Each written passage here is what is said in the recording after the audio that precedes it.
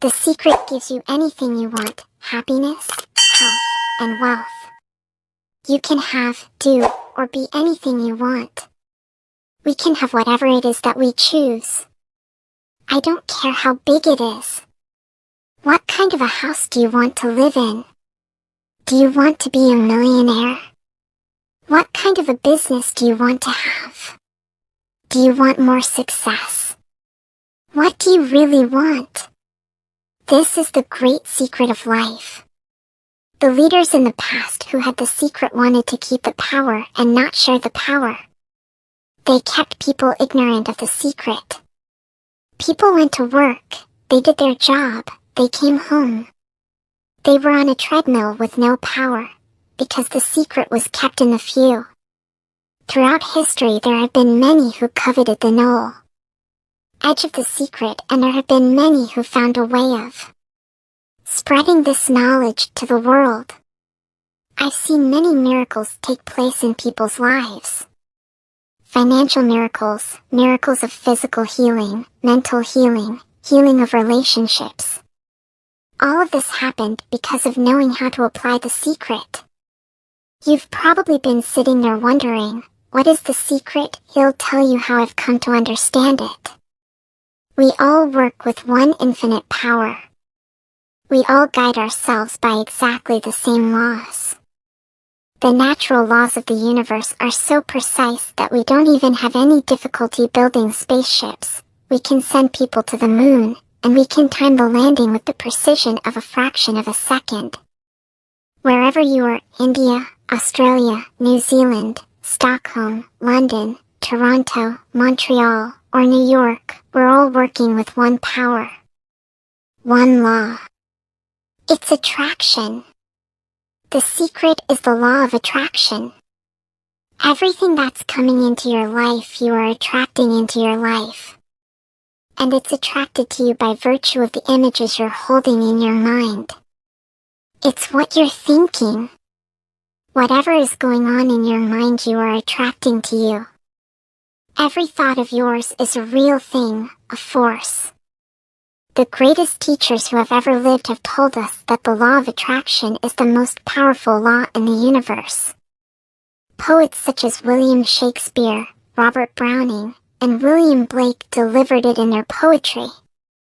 Musicians such as Ludwig van Beethoven expressed it through their music.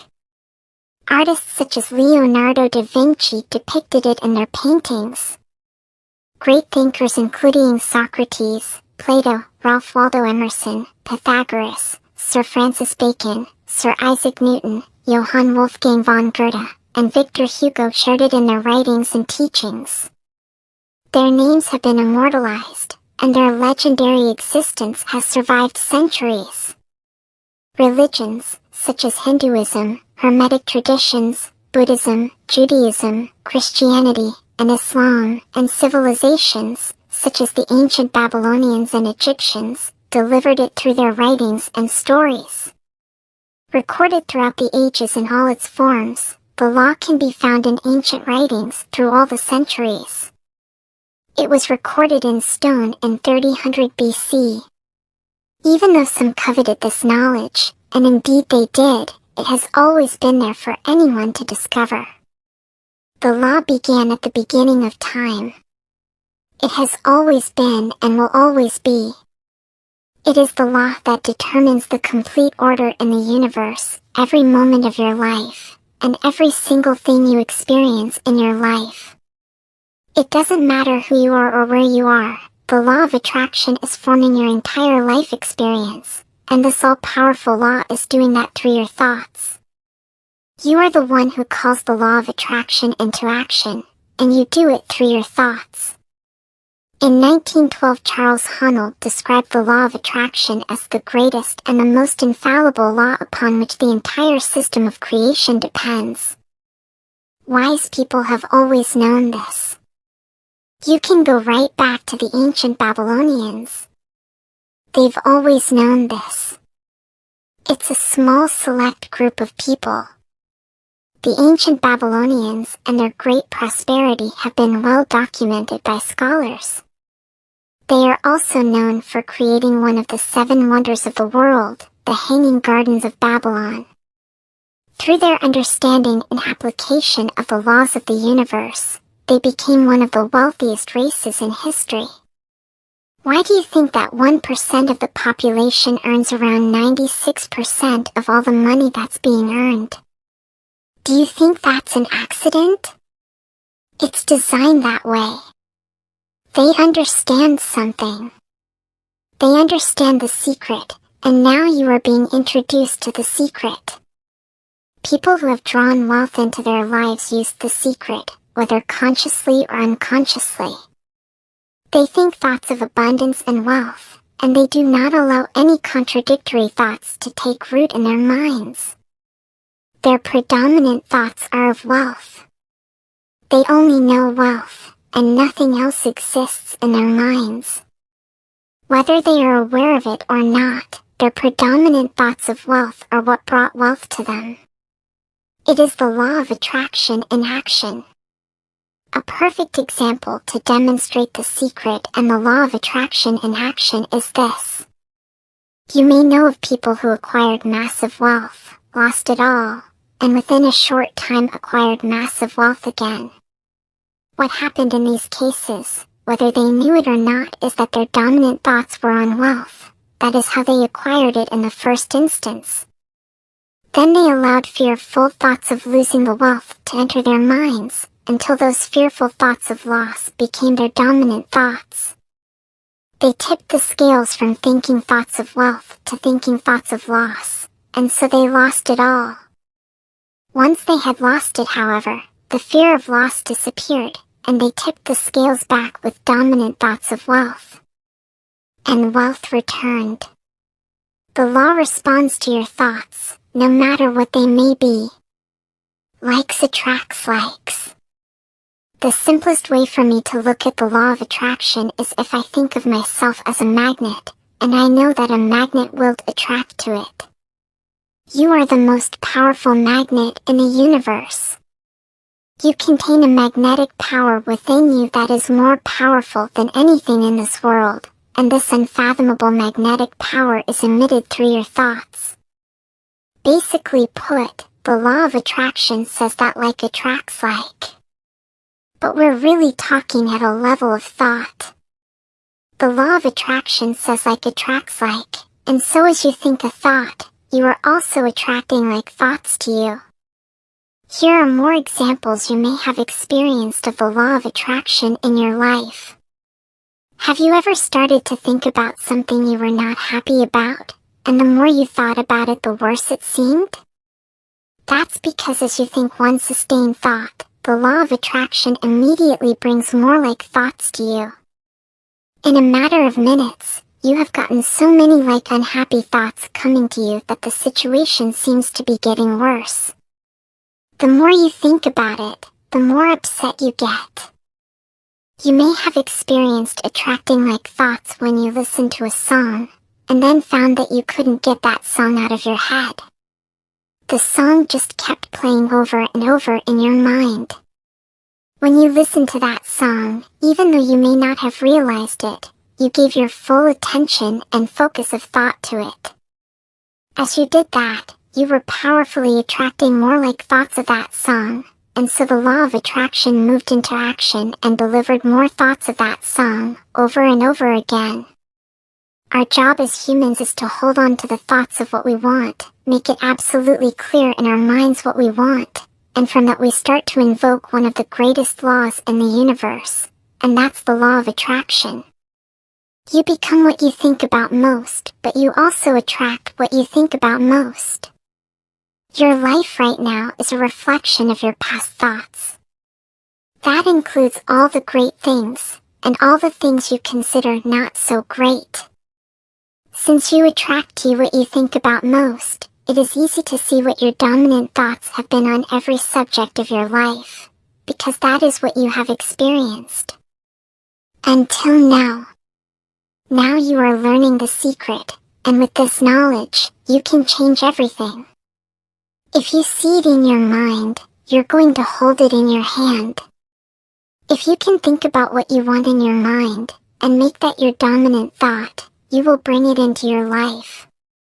And that principle can be summed up in 3 simple words. Thoughts become things. Through this most powerful law, your thoughts become the things in your life. Your thoughts become things. Say this over to yourself and let it seep into your consciousness and your awareness. Your thoughts become things. What most people don't understand is that a thought has a frequency. We can measure a thought. And so if you're thinking that thought over and over and over again, if you're imagining in your mind having that brand new car, having the money that you need, building that company, finding your soulmate. If you're imagining what that looks like, you're emitting that frequency on a consistent basis. Thoughts are sending out that magnetic signal that is drawing the parallel back to you. The predominant thought or the mental attitude is the magnet, and the law is that like attracts like. Consequently, the mental attitude will invariably attract such conditions as correspond to its nature. Thoughts are magnetic, and thoughts have a frequency. As you think, those thoughts are sent out into the universe, and they magnetically attract all like things that are on the same frequency. Everything sent out returns to the source. And that source is you. Think of it this way. We understand that a television station's transmission tower broadcasts via a frequency, which is transformed into pictures on your television. Most of us don't really understand how it works, but we know that each channel has a frequency, and when we tune into that frequency we see the pictures on our television. We choose the frequency by selecting the channel, and we then receive the pictures broadcast on that channel. If we want to see different pictures on our television, we change the channel and tune into a new frequency. You are a human transmission tower, and you are more powerful than any television tower created on Earth.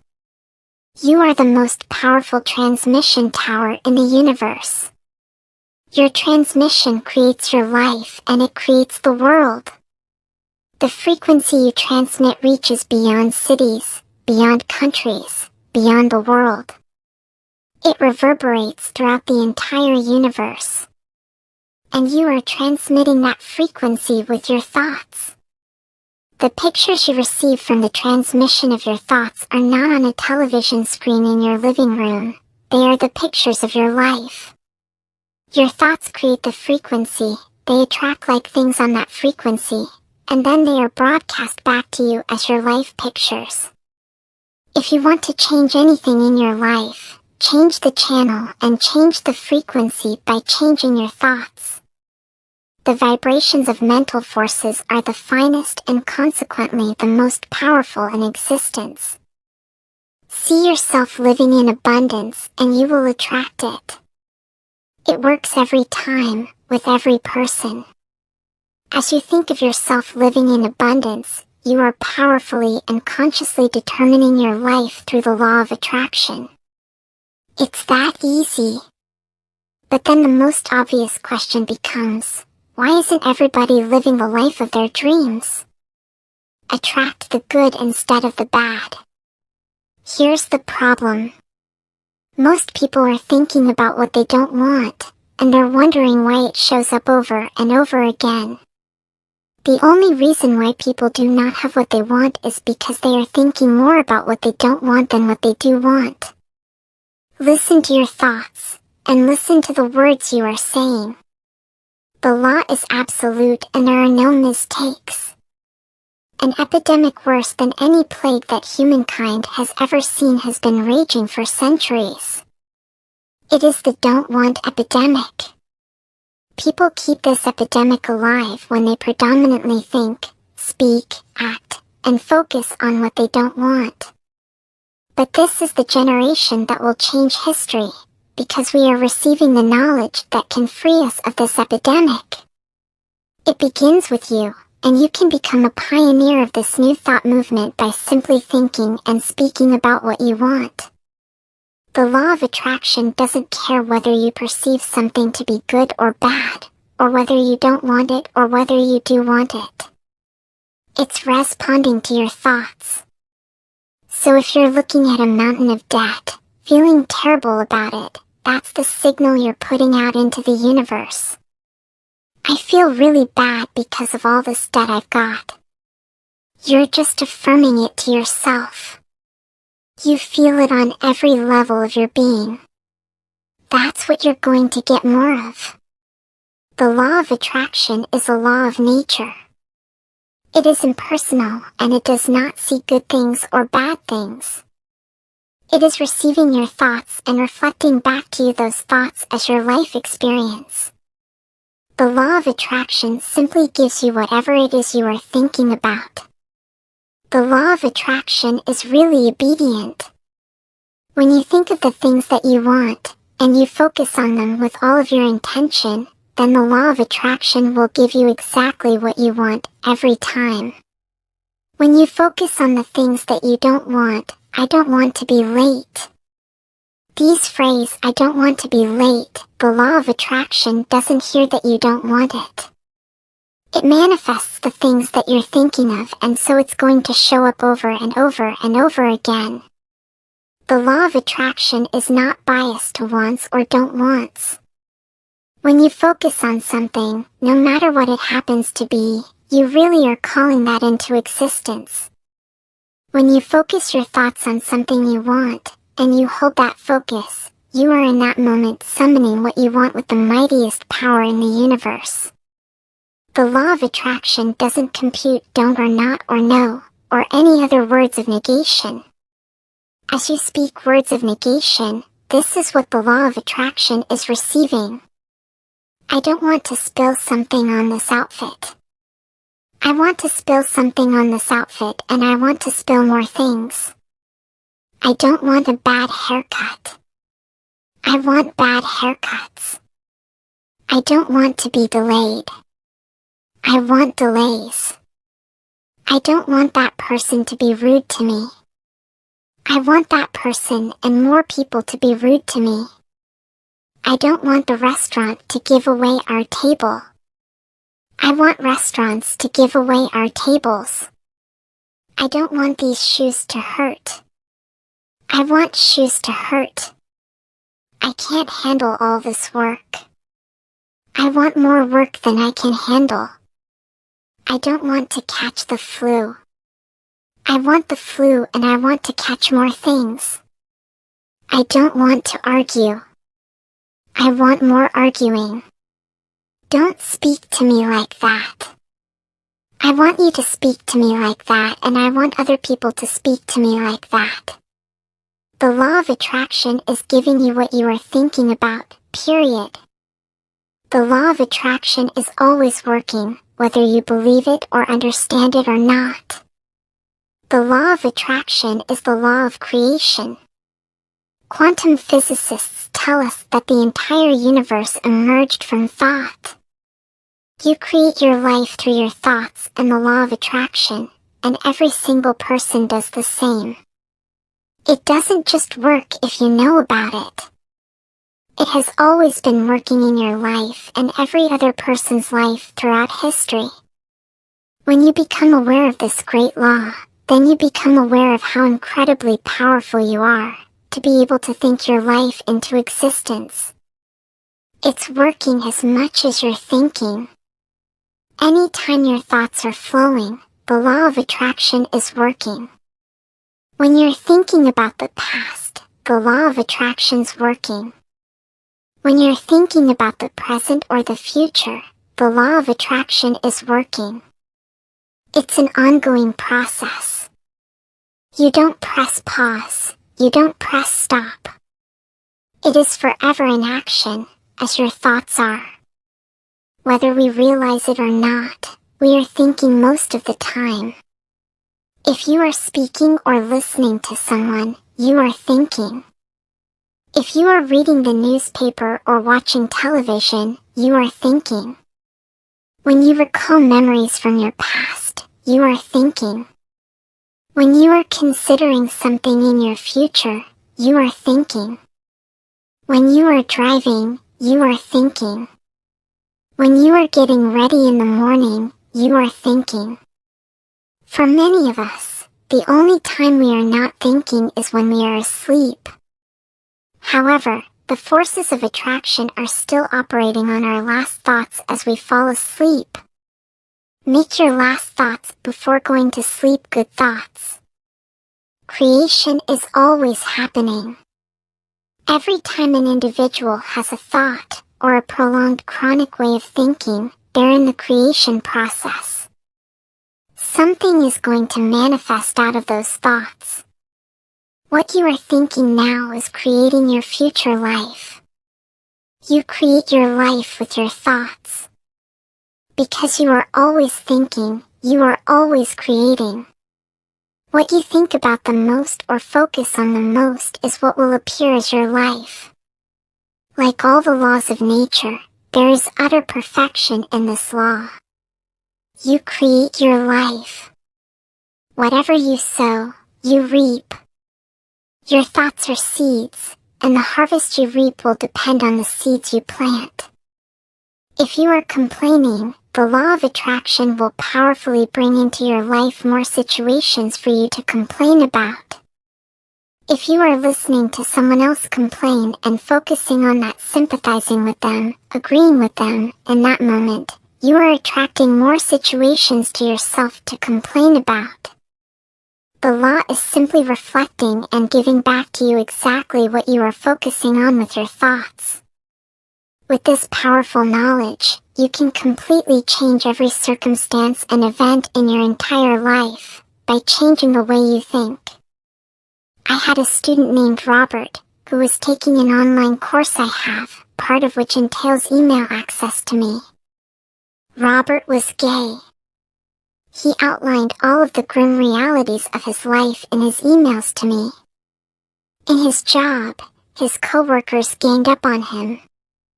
It was constantly stressful because of how nasty they were with him. When he walked down the street, he was accosted by homophobic people who wanted to abuse him in some way.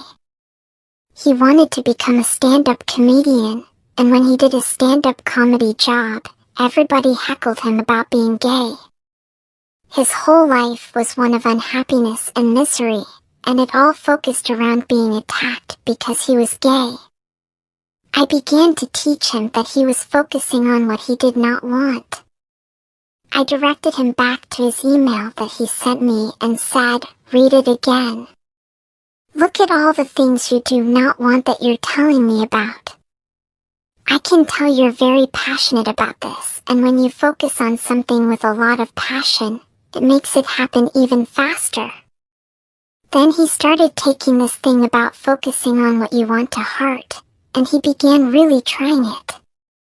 What happened within the next 6 to 8 weeks was an absolute miracle.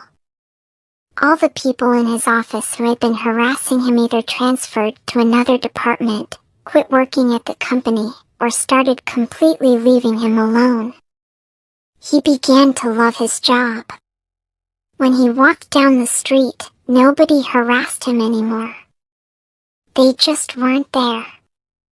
When he did his stand-up comedy routines, he started getting standing ovations, and nobody was heckling him. His whole life changed because he changed from focusing on what he did not want, what he was afraid of, what he wanted to avoid, to focusing on what he did want. Robert's life changed because he changed his thoughts. He emitted a different frequency out into the universe. The universe must deliver the pictures of the new frequency no matter how impossible the situation might seem. Robert's new thoughts became his new frequency, and the pictures of his entire life changed. Your life is in your hands. No matter where you are now, no matter what has happened in your life, you can begin to consciously choose your thoughts, and you can change your life. There is no such thing as a hopeless situation. Every single circumstance of your life can change. The power of your mind. You attract to you the predominant thoughts that you're holding in your awareness, whether those thoughts are conscious or unconscious. That's the rub. Whether you have been aware of your thoughts in the past or not, now you are becoming aware. Right now, with the knowledge of the secret, you are waking up from a deep sleep and becoming aware. Aware of the knowledge, aware of the law, aware of the power you have through your thoughts. If you look very carefully when it comes to the secret, and the power of our mind and the power of our intention in our daily lives, it's all around us. All we have to do is open our eyes and look. You can see the law of attraction everywhere. You draw everything to yourself. The people, the job, the circumstances, the health, the wealth, the debt, the joy, the car that you drive, the community that you're in. And you've drawn them all to you, like a magnet. What you think about you bring about your whole life is a manifestation of the thoughts that go on in your head. This is a universe of inclusion, not exclusion. Nothing is excluded from the law of attraction. Your life is a mirror of the dominant thoughts you think. All living things on this planet operate through the law of attraction. The difference with humans is that they have a mind that can discern. They can use their free will to choose their thoughts. They have the power to intentionally think and create their entire life with their mind. I'm not talking to you from the point of view of wishful thinking or imaginary craziness. I'm talking to you from a deeper, basic understanding. Quantum physics really begins to point to this discovery. It says that you can't have a universe without mind entering into it, and that the mind is actually shaping the very thing that is being perceived. If you think about the analogy of being the most powerful transmission tower in the universe, you will see the perfect correlation with Dr. Wolf's words. Your mind thinks thoughts and the pictures are broadcast back as your life experience. You not only create your life with your thoughts, but your thoughts add powerfully to the creation of the world. If you thought that you were insignificant and had no power in this world, think again. Your mind is actually shaping the world around you. The amazing work and discoveries of the quantum physicists over the last 80 years has brought us to a greater understanding of the unfathomable power of the human mind to create. Their work parallels the words of the world's great minds, including Carnegie, Emerson, Shakespeare, Bacon, Krishnamurti, and Buddha. If you don't understand the law, that doesn't mean you should reject it. You may not understand electricity, and yet you enjoy the benefits of it. I don't know how it works. But I do know this: you can cook a man's dinner with electricity, and you can also cook the man. Oftentimes when people begin to understand the great secret, they become frightened of all the negative thoughts that they have.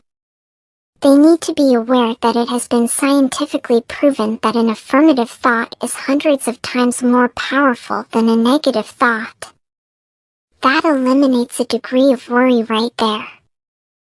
It really does take many negative thoughts and persistent negative thinking to bring something negative into your life.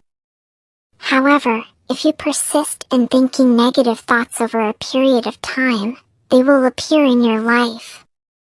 If you worry about having negative thoughts, you will attract more worrying about your negative thoughts, and multiply them at the same time. Decide right now that you are going to think only good thoughts. At the same time, proclaim to the universe that all your good thoughts are powerful, and that any negative thoughts are weak. Thank God that there's a time delay, that all of your thoughts don't come true instantly. We'd be in trouble if they did. The element of time delay serves you. It allows you to reassess, to think about what you want, and to make a new choice. All of your power to create your life is available right now, because right now is when you are thinking. If you have had some thoughts that will not be beneficial when they manifest, then right now you can change your thinking. You can erase your previous thoughts by replacing them with good thoughts. Time serves you because you can think new thoughts and emit a new frequency now. You want to become aware of your thoughts and choose your thoughts carefully, and you want to have fun with this, because you are the masterpiece of your own life. You are the Michelangelo of your own life. The David you are sculpting is you. One way to master your mind is to learn to quiet your mind. Without exception, every teacher in this book uses meditation as a daily practice. It wasn't until I discovered the secret that I realized how powerful meditation can be. Meditation quiets your mind, helps you control your thoughts, and revitalizes your body. The great news is that you don't have to set aside hours to meditate. Just 3 to 10 minutes a day to begin with can be incredibly powerful for gaining control over your thoughts. To become aware of your thoughts, you can also set the intention, I am the master of my thoughts. Say it often, meditate on it, and as you hold to that intention, by the law of attraction you must become that. You are now receiving the knowledge that will enable you to create the most magnificent version of you. The possibility of that version of you already exists on the frequency of the most magnificent version of you. Decide what you want to be, do, and have, think the thoughts of it, emit the frequency, and your vision will become your life. Secret summary. The great secret of life is the law of attraction.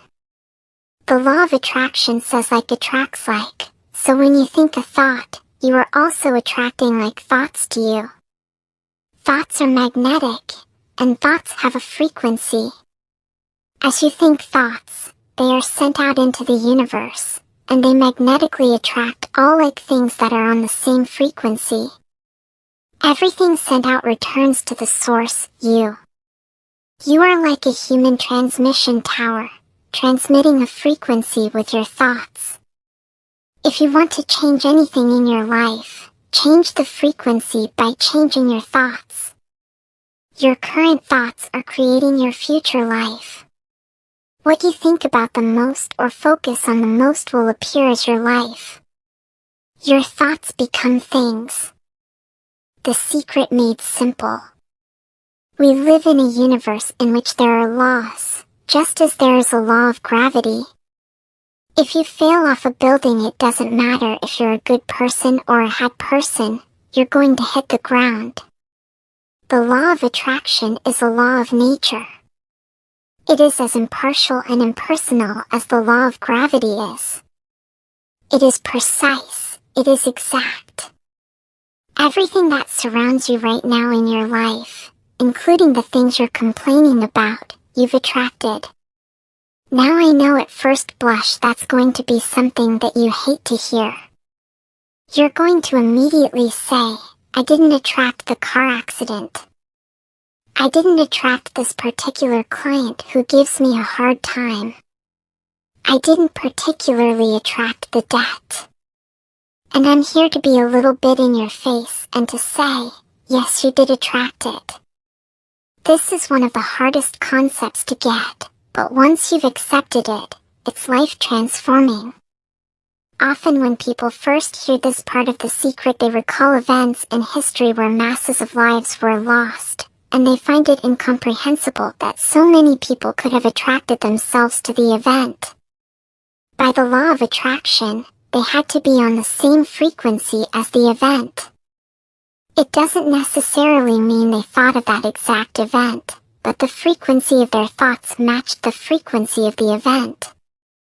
If people believe they can be in the wrong place at the wrong time, and they have no control over outside circumstances, those thoughts of fear, separation, and powerlessness, if persistent, can attract them to being in the wrong place at the wrong time. You have a choice right now. Do you want to believe that it's just the luck of the draw and bad things can happen to you at any time? Do you want to believe that you can be in the wrong place at the wrong time? That you have no control over circumstances?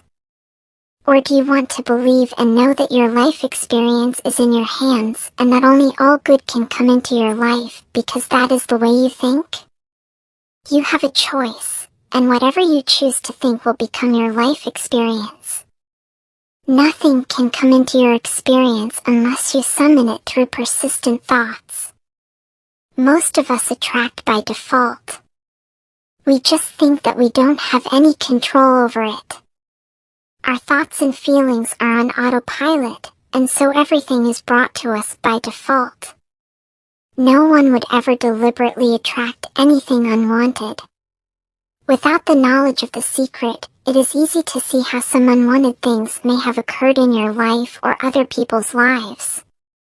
It simply came from a lack of awareness of the great creative power of our thoughts.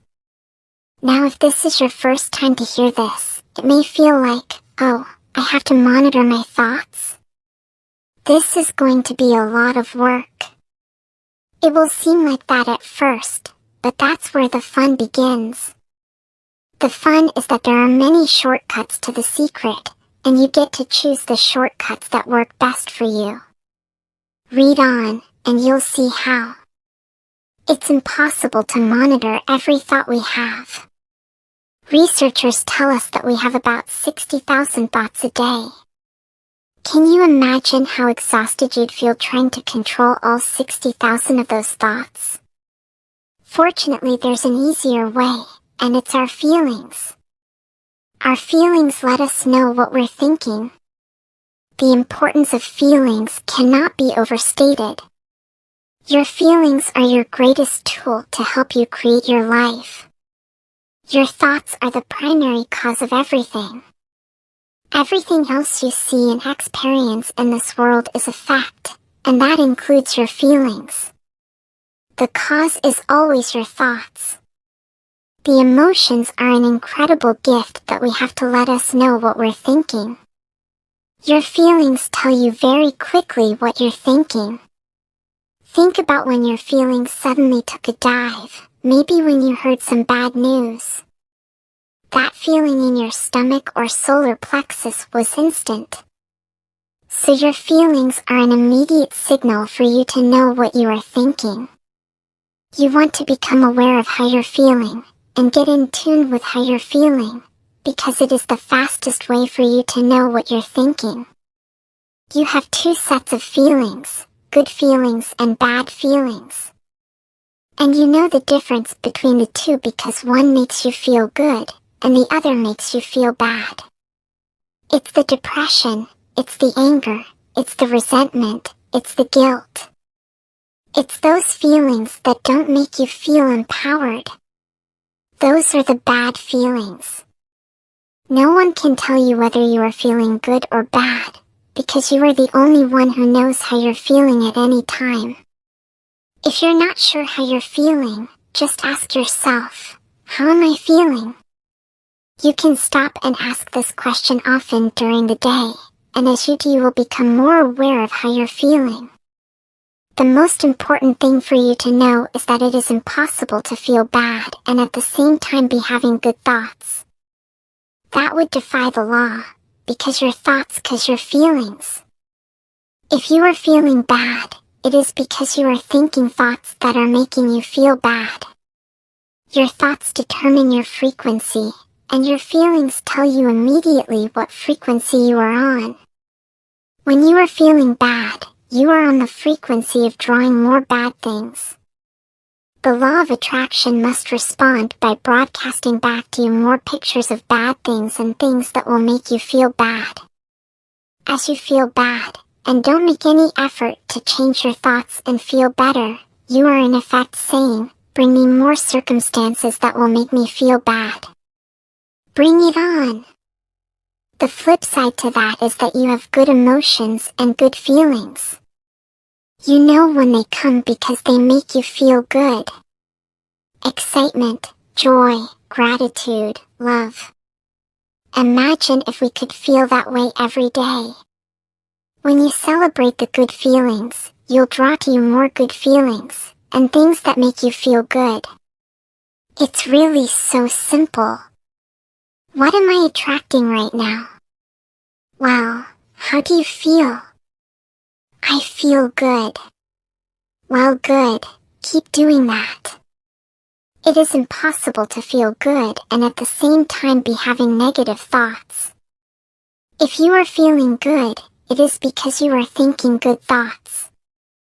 You see, you can have whatever you want in your life, no limits. But there's one catch, you have to feel good. And when you think about it, isn't that all you ever want? The law is indeed perfect.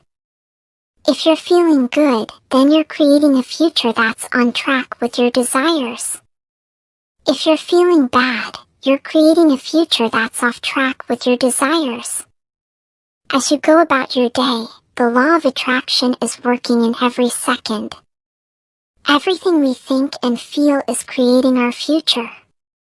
If you're worried or in fear, then you're bringing more of that into your life throughout the day. When you are feeling good, you must be thinking good thoughts. So you are on track and you are emitting a powerful frequency that is attracting back to you more good things that will make you feel good. Seize those moments when you are feeling good, and milk them. Be aware that as you are feeling good, you are powerfully attracting more good things to you. Let's go one step further. What if your feelings are actually communication from the universe to let you know what you're thinking? Our feelings are a feedback mechanism to us about whether we're on track or not, whether we're on course or off course. Remember that your thoughts are the primary cause of everything. So when you think a sustained thought, it is immediately sent out into the universe. That thought magnetically attaches itself to the like frequency and then within seconds sends the reading of that frequency back to you through your feelings. Put another way, your feelings are communication back to you from the universe, telling you what frequency you are currently on. Your feelings are your frequency feedback mechanism. When you are feeling good feelings, it is communication back from the universe saying, you are thinking good thoughts. Likewise, when you are feeling bad, you are receiving communication back from the universe saying, you are thinking bad thoughts. So when you are feeling bad, it is communication from the universe, and in effect it is saying, warning! Change thinking now. Negative frequency recording. Change frequency. Counting down to manifestation. Warning! The next time you are feeling bad or feeling any negative emotion, listen to the signal you are receiving from the universe. In that moment you are blocking your own good from coming to you because you are on a negative frequency. Change your thoughts and think about something good, and when the good feelings start to come, you will know it was because you shifted yourself onto a new frequency, and the universe has confirmed it with better feelings. You are getting exactly what you're feeling about, not so much what you're thinking about. That's why people tend to spiral if they stub their toe getting out of bed. Their whole day goes like that. They have no clue that a simple shifting of their emotions can change their entire day and life.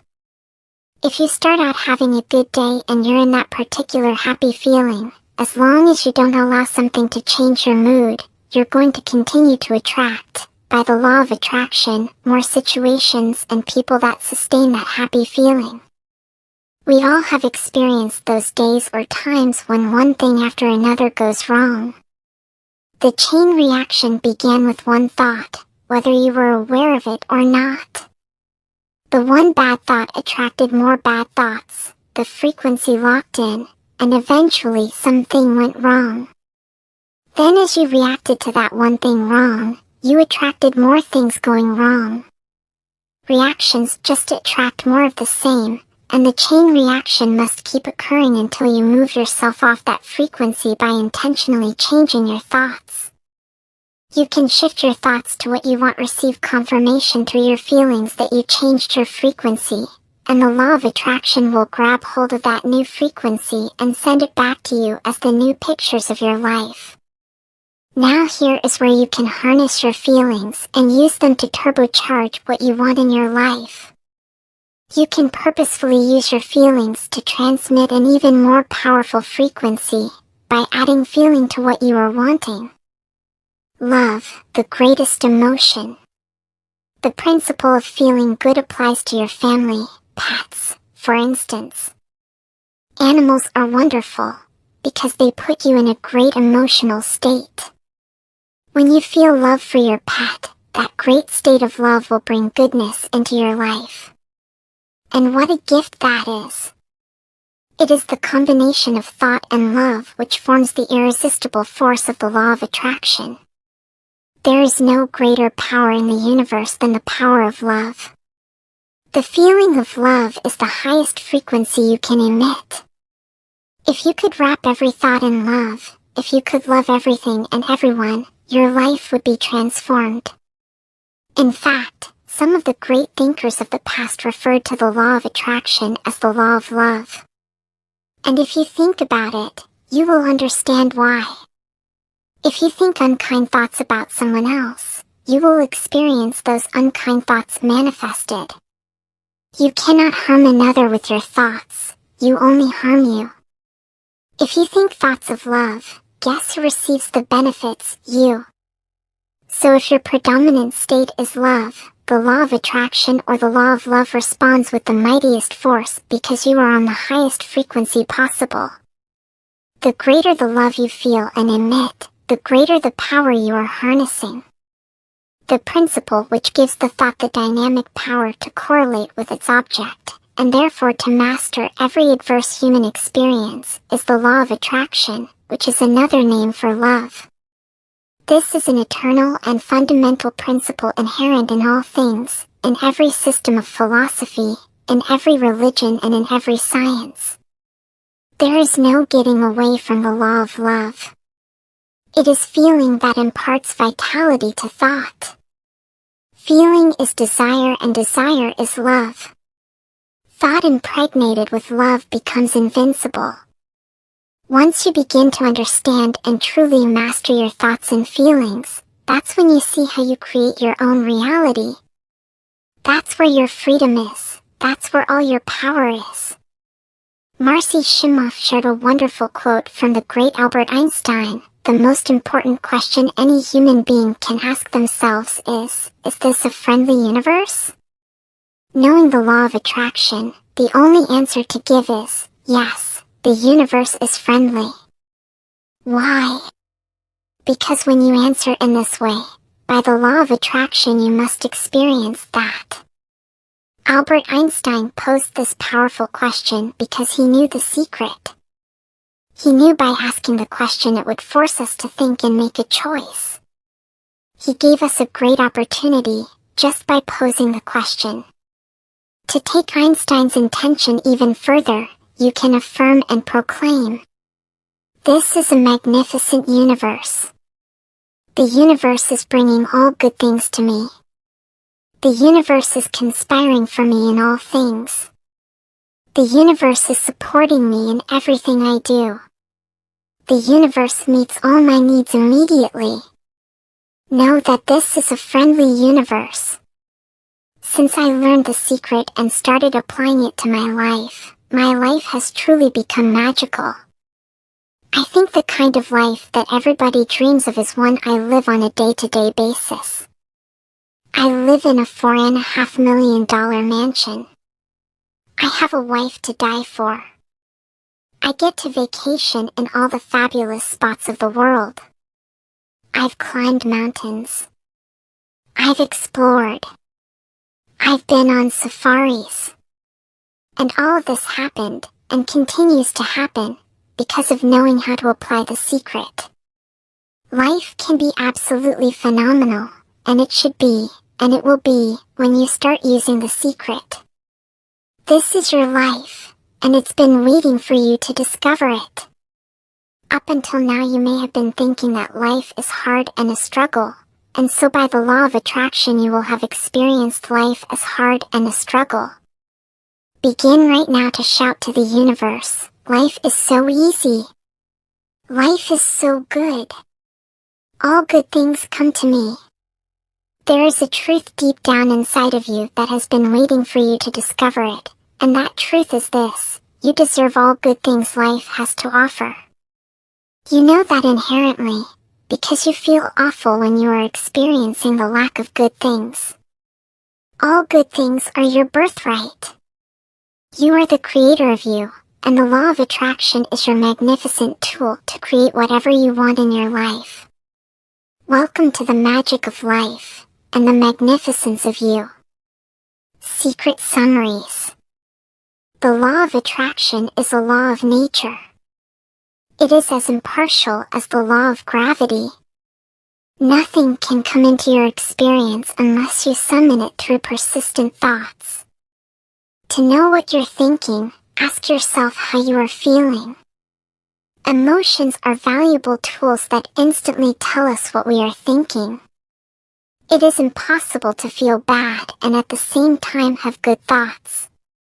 Your thoughts determine your frequency, and your feelings tell you immediately what frequency you are on. When you feel bad, you are on the frequency of drawing more bad things. When you feel good, you are powerfully attracting more good things to you. Secret shifters, such as pleasant memories, nature, or your favorite music, can change your feelings and shift your frequency in an instant. The feeling of love is the highest frequency you can emit. The greater the love you feel and emit, the greater the power you are harnessing. How to use the secret. You are a creator, and there is an easy process to create using the law of attraction. The greatest teachers and avatars have shared the creative process through their wondrous work in a myriad of forms. Some great teachers created stories to demonstrate how the universe works. The wisdom contained in their stories has been handed down through the centuries and has become legendary. Many people living today do not realize that the essence of these stories is the very truth of life.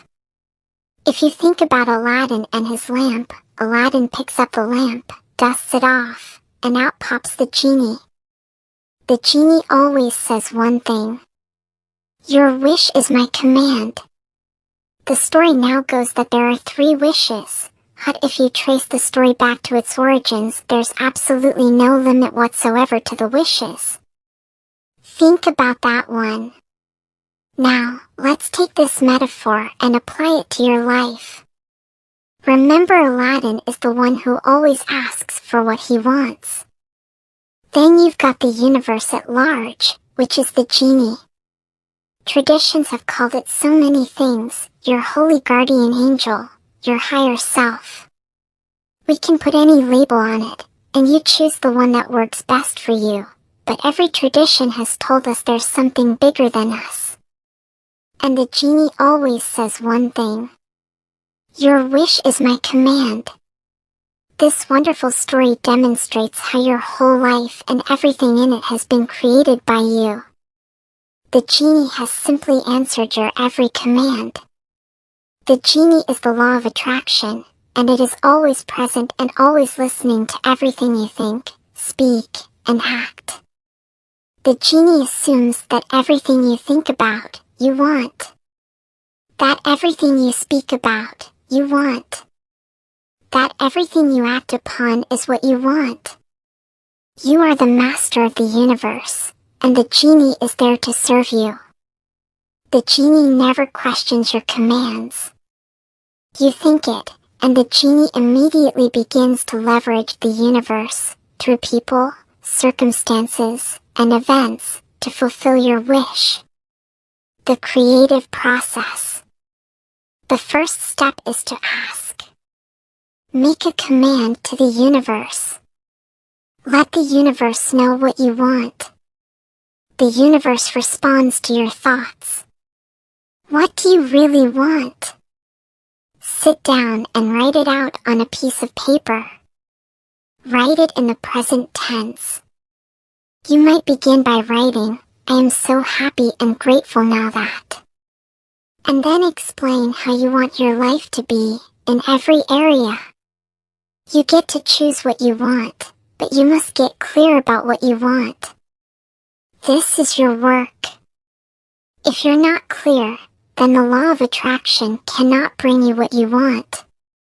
You will be sending out a mixed frequency, and you can only attract mixed results. For the first time in your life, perhaps, work out what it is you really want. Now that you know you can have, be, or do anything, and there are no limits, what do you want? Asking is the first step in the creative process, so make it a habit to ask. If you have to make a choice and you don't know which way to go, ask. You should never be stumped on anything in your life. Just ask. This is really fun. It's like having the universe as your catalog. You flip through it and say, I'd like to have this experience, and I'd like to have that product, and I'd like to have a person like that. It is you placing your order with the universe. It's really that easy. You do not have to ask over and over again. Just ask once. It is exactly like placing an order from a catalog. You only ever order something once. You don't place an order and then doubt the order has been received and so place the order again, and then again, and then again. You order once. It is the same with the creative process. Step 1 is simply your step to get clear about what you want. As you get clear in your mind, you have asked. Step 2 is believe. Believe that it's already yours. Have what I love to call unwavering faith. Believing in the unseen. You must believe that you have received. You must know that what you want is yours the moment you ask. You must have complete and utter faith. If you had placed an order from a catalog, you would relax and know you are going to receive what you ordered, and get on with your life. See the things that you want as already yours.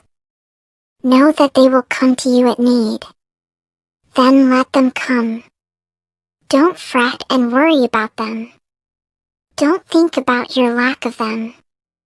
Think of them as yours, as belonging to you, as already in your possession. In the moment you ask, and believe and know you already have it in the unseen, the entire universe shifts to bring it into the seen. You must act, speak, and think as though you are receiving it now. Why? The universe is a mirror, and the law of attraction is mirroring back to you your dominant thoughts. So doesn't it make sense that you have to see yourself as receiving it? If your thoughts contain noticing you do not have it yet, you will continue to attract not having it yet. You must believe you have it already. You must believe you have received it. You have to emit the feeling frequency of having received it, to bring those pictures back as your life. When you do that, the law of attraction will powerfully move all circumstances, people, and events, for you to receive. When you book a vacation, order a brand new car, or buy a house, you know those things are yours. You wouldn't go and book another vacation for the same time, or purchase another car or house. If you won a lottery or received a large inheritance, even before you physically had the money, you know it is yours. That is the feeling of believing it is yours. That is the feeling of believing you have it already. That is the feeling of believing you have received. Claim the things you want by feeling and believing they are yours. When you do that, the law of attraction will powerfully move all circumstances, people, and events for you to receive. How do you get yourself to a point of believing? Start make-believing. Be like a child, and make believe. Act as if you have it already. As you make believe, you will begin to believe you have received. The genie is responding to your predominant thoughts all the time, not just in the moment you ask. That's why after you've asked, you must continue to believe and know. Have faith. Your belief that you have it, that undying faith, is your greatest power. When you believe you are receiving, get ready, and watch the magic begin. You can have what you want, if you know how to form the mold for it in your own thoughts. There is no dream that may not come true, if you but learn to use the creative force working through you. The methods that work for one will work for all. The key to power lies in using what you have. Freely, fully. And thus opening wider channels for more creative force to flow through you. The universe will start to rearrange itself to make it happen for you. Most of us have never allowed ourselves to want what we truly want, because Toe can't see how it's going to manifest. If you do just a little research, it is going to become evident to you that anyone that ever accomplished anything did not know how they were going to do it. They only knew they were going to do it. You don't need to know how it's going to come about. You don't need to know how the universe will rearrange itself. How it will happen, how the universe will bring it to you, is not your concern or job. Allow the universe to do it for you. When you are trying to work out how it will happen, you are emitting a frequency that contains a lack of faith, that you don't believe you have it already. You think you have to do it, and you do not believe the universe will do it for you. The how is not your part in the creative process. You don't know how, it will be shown to you. You will attract the way. Most of the time, when we don't see the things that we've requested, we get frustrated. We get disappointed. And we begin to become doubtful. The doubt brings about a feeling of disappointment. Take that doubt and shift it. Recognize that feeling and replace it with a feeling of unwavering faith. I know that it's on its way. Step 3, and the final step in the process, is to receive. Begin to feel wonderful about it. Feel the way you will feel once it arrives. Feel it now. And in this process it's important to feel good, to be happy, because when you're feeling good you're putting yourself in the frequency of what you want. This is a feeling universe. If you just intellectually believe something, but you have no corresponding feeling underneath that, you don't necessarily have enough power to manifest what you want in your life. You have to feel it. Ask once, believe you have received, and all you have to do to receive is feel good.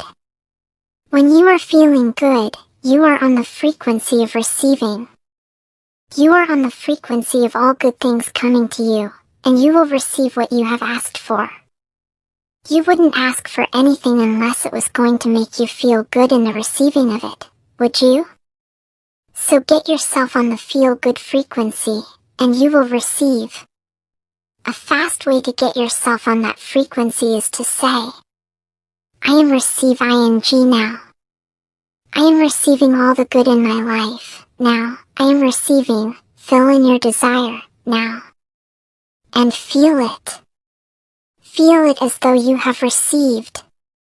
A dear friend of mine, Marcy, is one of the greatest manifestors I have seen, and she feels everything. She feels what it would feel like to have what she is asking for. She feels everything into existence. She doesn't get caught up in how, when, or where, she just feels it and it then manifests. So feel good now. When you turn that fantasy into a fact, you're in the position to build bigger and bigger fantasies. And that, my friend, is the creative process. Whatsoever ye shall ask in prayer, believing, ye shall receive. What things soever ye desire, when ye pray, believe that ye receive them, and ye shall have them.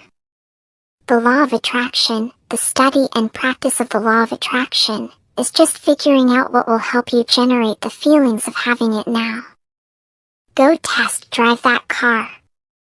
Go shop for that home. Get in the house. Do whatever you have to do to generate the feelings of having it now, and remember them. Whatever you can do to achieve that will help you to literally attract it. When you feel as though you have it now, and the feeling is so real that it is like you have it already, you are believing that you have received / and you will receive. It could be you wake up and it's just there. It's manifested. Or, you might get some inspired idea of some action to take. You certainly shouldn't be saying, well, I could do it this way, but man, I would hate that. You're not on the right track if that's the case. Action will sometimes be required, but if you're really doing it in line with what the universe is trying to bring to you, it's going to feel joyous. You're going to feel so alive. Time will just stop. You could do it all day. Action is a word that can imply work to some people, but inspired action will not feel like work at all. The difference between inspired action and action is this. Inspired action is when you are acting to receive. If you are in action to try and make it happen, you have slipped backward.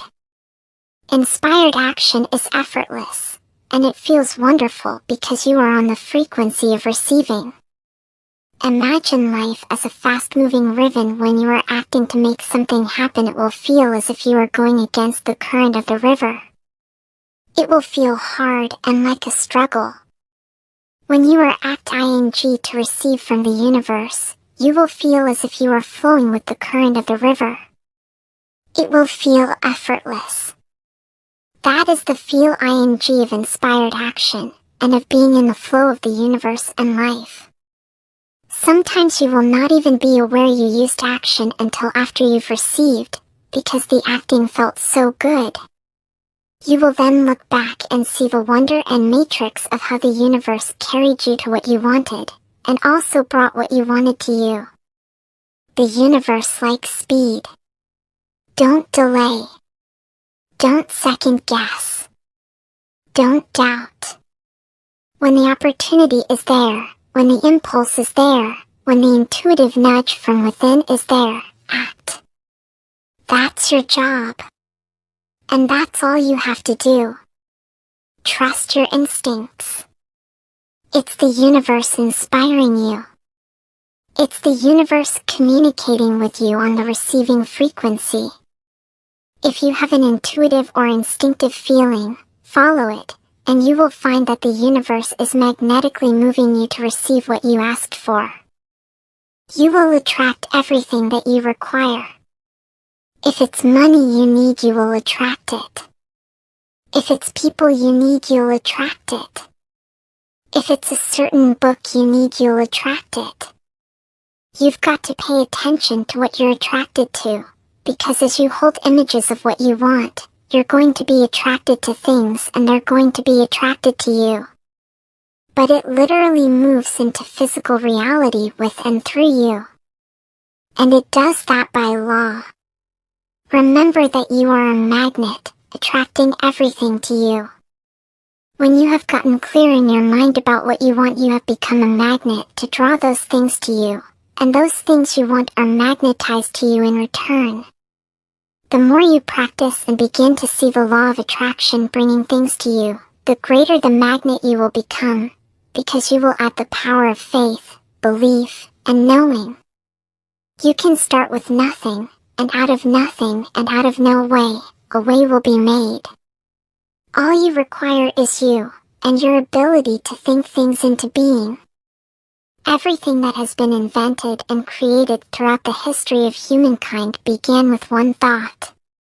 From that one thought a way was made, and it manifested from the invisible into the visible. Think of a car driving through the night. The headlights only go 100 to 200 feet forward, and you can make it all the way from California to New York driving through the dark, because all you have to see is the next 200 feet. And that's how life tends to unfold before us. If we just trust that the next 200 feet will unfold after that, and the next 200 feet will unfold after that. Your life will keep unfolding. And it will eventually get you to the destination of whatever it is you truly want, because you want it. Trust the universe. Trust and believe and have faith. I truly had no idea how I was going to bring the knowledge of the secret onto the movie screen. I just held to the outcome of the vision. I saw the outcome clearly in my mind. I felt it with all my might, and everything that we needed to create the secret came to us. Take the first step in faith. You don't have to see the whole staircase. Just take the first step. Let's look at using the creative process for those who feel they are overweight and who want to lose weight.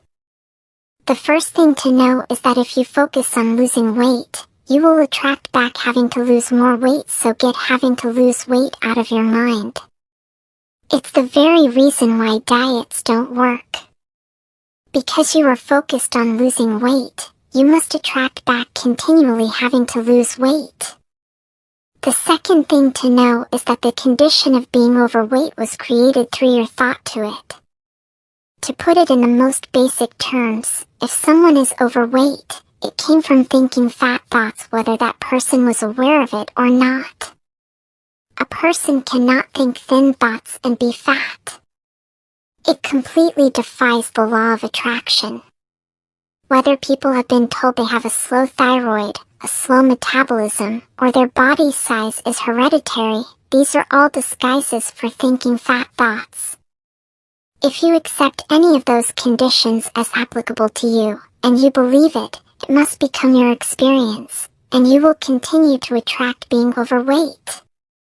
After I had my 2 daughters, I was overweight, and I know it came from listening to and reading the messages that it is hard to lose weight after having a baby, and even harder after the second baby.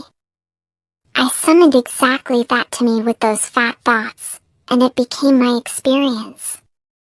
I really beefed up, and the more I noticed how I had beefed up, the more beefing up I attracted. With a small frame, I became a hefty 143 pounds, all because I was thinking fat thoughts. The most common thought that people hold, and I held it too, is that food was responsible for my weight gain. That is a belief that does not serve you, and in my mind now it is complete balderdash. Food is not responsible for putting on weight. It is your thought that food is responsible for putting on weight that actually has food put on weight. Remember, thoughts are primary cause of everything, and the rest is effects from those thoughts. Think perfect thoughts and the result must be perfect weight. Let go of all those limiting thoughts. Food cannot cause you to put on weight unless you think it can. The definition of the perfect weight is the weight that feels good for you. No one else's opinion counts. It is the weight that feels good for you. You most likely know of someone who is thin and eats like a horse, and they proudly declare, "I can eat whatever I want and I am always the perfect weight." And so the genie of the universe says, "Your wish is my command." To attract your perfect weight and body using the creative process, follow these steps. Step 1: Ask. Get clear on the weight you want to be. Have a picture in your mind of what you will look like when you have become that perfect weight. Get pictures of yourself at your perfect weight, if you have them, and look at them often. If not, get pictures of the body you would like to have and look at those often. Step 2: Believe. You must believe you will receive and that the perfect weight is yours already. You must imagine, pretend, act as if, make believe, that the perfect weight is yours. You must see yourself as receiving that perfect weight. Write out your perfect weight and place it over the readout of your scale, or don't weigh yourself at all. Do not contradict what you have asked for with your thoughts, words, and actions. Don't buy clothes at your current weight. Have faith and focus on the clothes you are going to buy. Attracting the perfect weight is the same as placing an order with the catalog of the universe. You look through the catalog, choose the perfect weight, place your order, and then it is delivered to you. Make it your intention to look for, admire, and inwardly praise people with your idea of perfect weight bodies. Seek them out, and as you admire them and feel the feelings of that, you are summoning it to you. If you see people who are overweight, do not observe them, but immediately switch your mind to the picture of you in your perfect body and feel it. Step 3. Receive. You must feel good. You must feel good about you.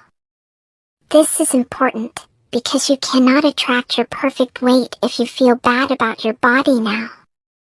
If you feel bad about your body, that is a powerful feeling, and you will continue to attract feeling bad about your body.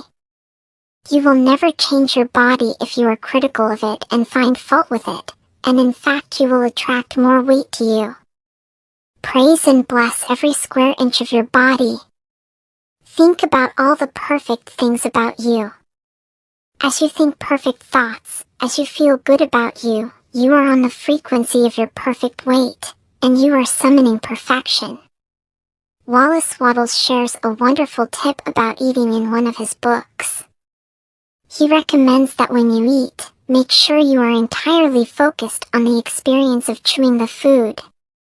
Keep your mind present and experience the sensation of eating food, and do not allow your mind to drift to other things.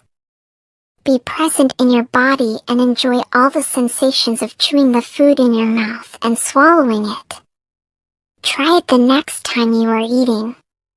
When you are completely present as you eat, the flavor of the food is so intense and magnificent. When you let your mind drift, the flavor virtually disappears. I am convinced that if we can eat our food in the present, entirely focused on the pleasurable experience of eating, the food is assimilated into our bodies perfectly, and the result in our bodies must be perfection. The end of the story about my own weight is that I now maintain my perfect weight of 116 pounds, and I can eat whatever I want. So, focus on your perfect weight. How long does it take? Another thing people wonder about is, how long will it take to manifest the car, the relationship, the money? I don't have any rulebook that says it's going to take 30 minutes or 3 days or 30 days. It's more a matter of you being in alignment with the universe itself. Time is just an illusion. Einstein told us that. If this is the first time you have heard it, you may find it a hard concept to get your head around, because you see everything happening, one thing after the other. What quantum physicists and Einstein tell us is that everything is happening simultaneously. If you can understand that there is no time, and accept that concept, then you will see that whatever you want in the future already exists. If everything is happening at the one time, then the parallel version of you with what you want already exists. It takes no time for the universe to manifest what you want. Any time delay you experience is due to your delay in getting to the place of believing, knowing, and feeling that you already have it. It is you getting yourself on the frequency of what you want. When you are on that frequency, then what you want will appear. Size is nothing to the universe. It is no more difficult to attract, on a scientific level, something that we consider huge to something that we consider infinitesimally small. The universe does everything with zero effort. The grass doesn't strain to grow.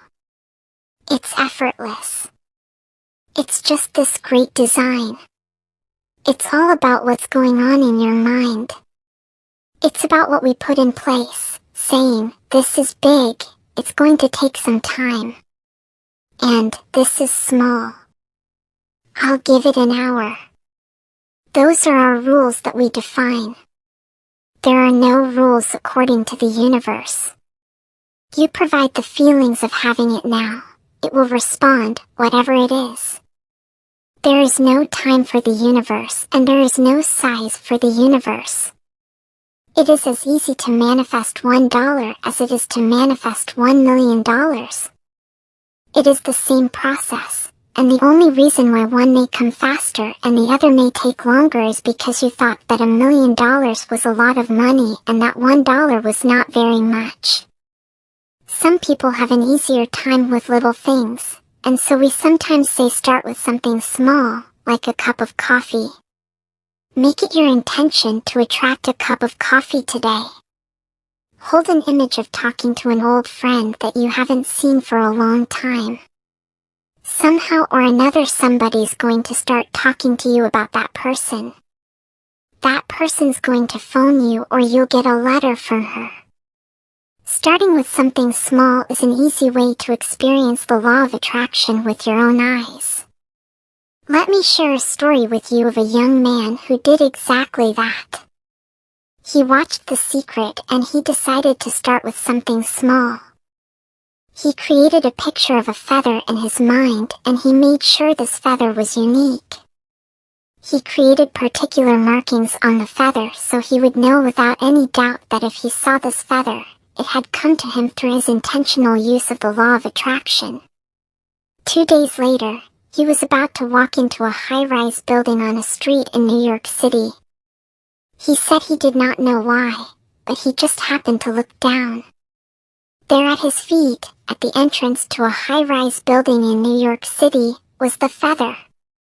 Not just any feather, but the exact feather he had imagined. It was identical to the picture he had created in his mind, with all of its unique markings. In that moment he knew, without a shred of doubt, that this was the law of attraction working in all its glory. He realized his amazing ability and power to attract something to himself through the power of his mind. With total faith, he has now moved on to creating much bigger things. People are amazed at how I line up parking spaces. I've done this right from when I first understood The Secret. I would visualize a parking space exactly where I wanted it, and 95% of the time it would be there for me and I would just pull straight in. 5% of the time I'd have to wait just a minute or two, and the person would pull out and I'd pull in. I do that all the time. Now you might understand why a person who says, "I always get parking spaces," gets them. Or why a person who says, "I am really lucky, I win things all the time," wins one thing after another, all the time. These people expect it. Begin to expect great things, and as you do, you will create your life in advance. Create your day in advance. You can use the law of attraction to create your whole life in advance, right down to the next thing you are doing today. Prentice Mulford, a teacher whose writings share so many insights into the law of attraction and how to use it, demonstrates how important it is to think your day in advance. When you say to yourself, "I am going to have a pleasant visit or a pleasant journey," you are literally sending elements and forces ahead of your body that will arrange things to make your visit or journey pleasant. When before the visit or the journey or the shopping trip you are in a bad humor, or fearful or apprehensive of something unpleasant, you are sending unseen agencies ahead of you which will make some kind of unpleasantness. Our thoughts, or in other words, our state of mind, is ever at work fixing up things good or bad in advance. Prentice Mulford wrote those words in the 1870s. What a pioneer! You can see clearly how important it is to think in advance every event and every day. You will no doubt have experienced the opposite of thinking your day in advance, and one of the repercussions of that is having to rush and hurry. If you are rushing or hurrying, know that those thoughts and actions are based in fear of being late, and you are fixing up bad things ahead for you. As you continue to rush, you will attract one bad thing after another into your path. In addition to that, the law of attraction is fixing up more future circumstances that will cause you to rush and hurry.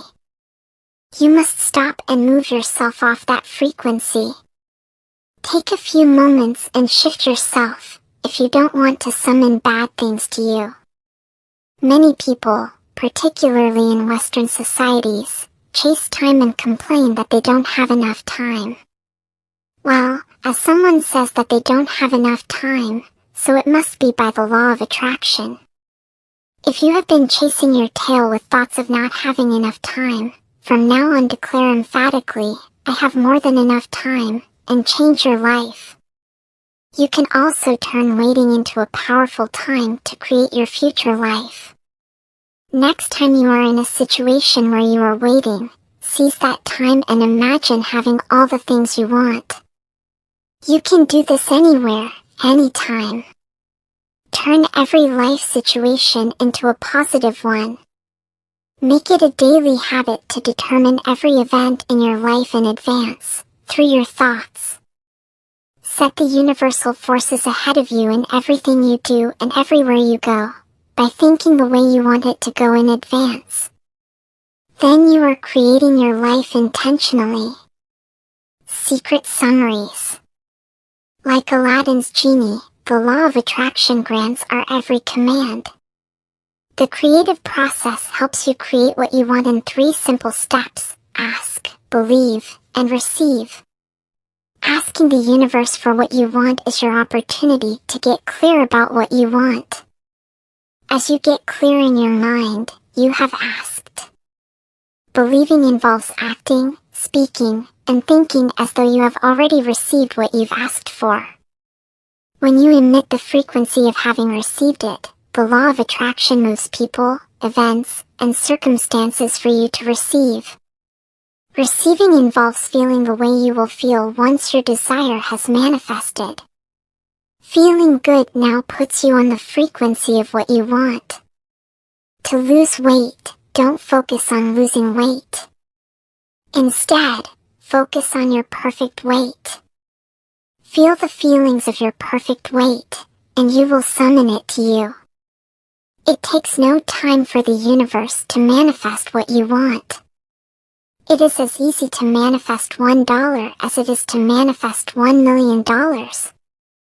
Starting with something small, like a cup of coffee or parking spaces, is an easy way to experience the law of attraction in action.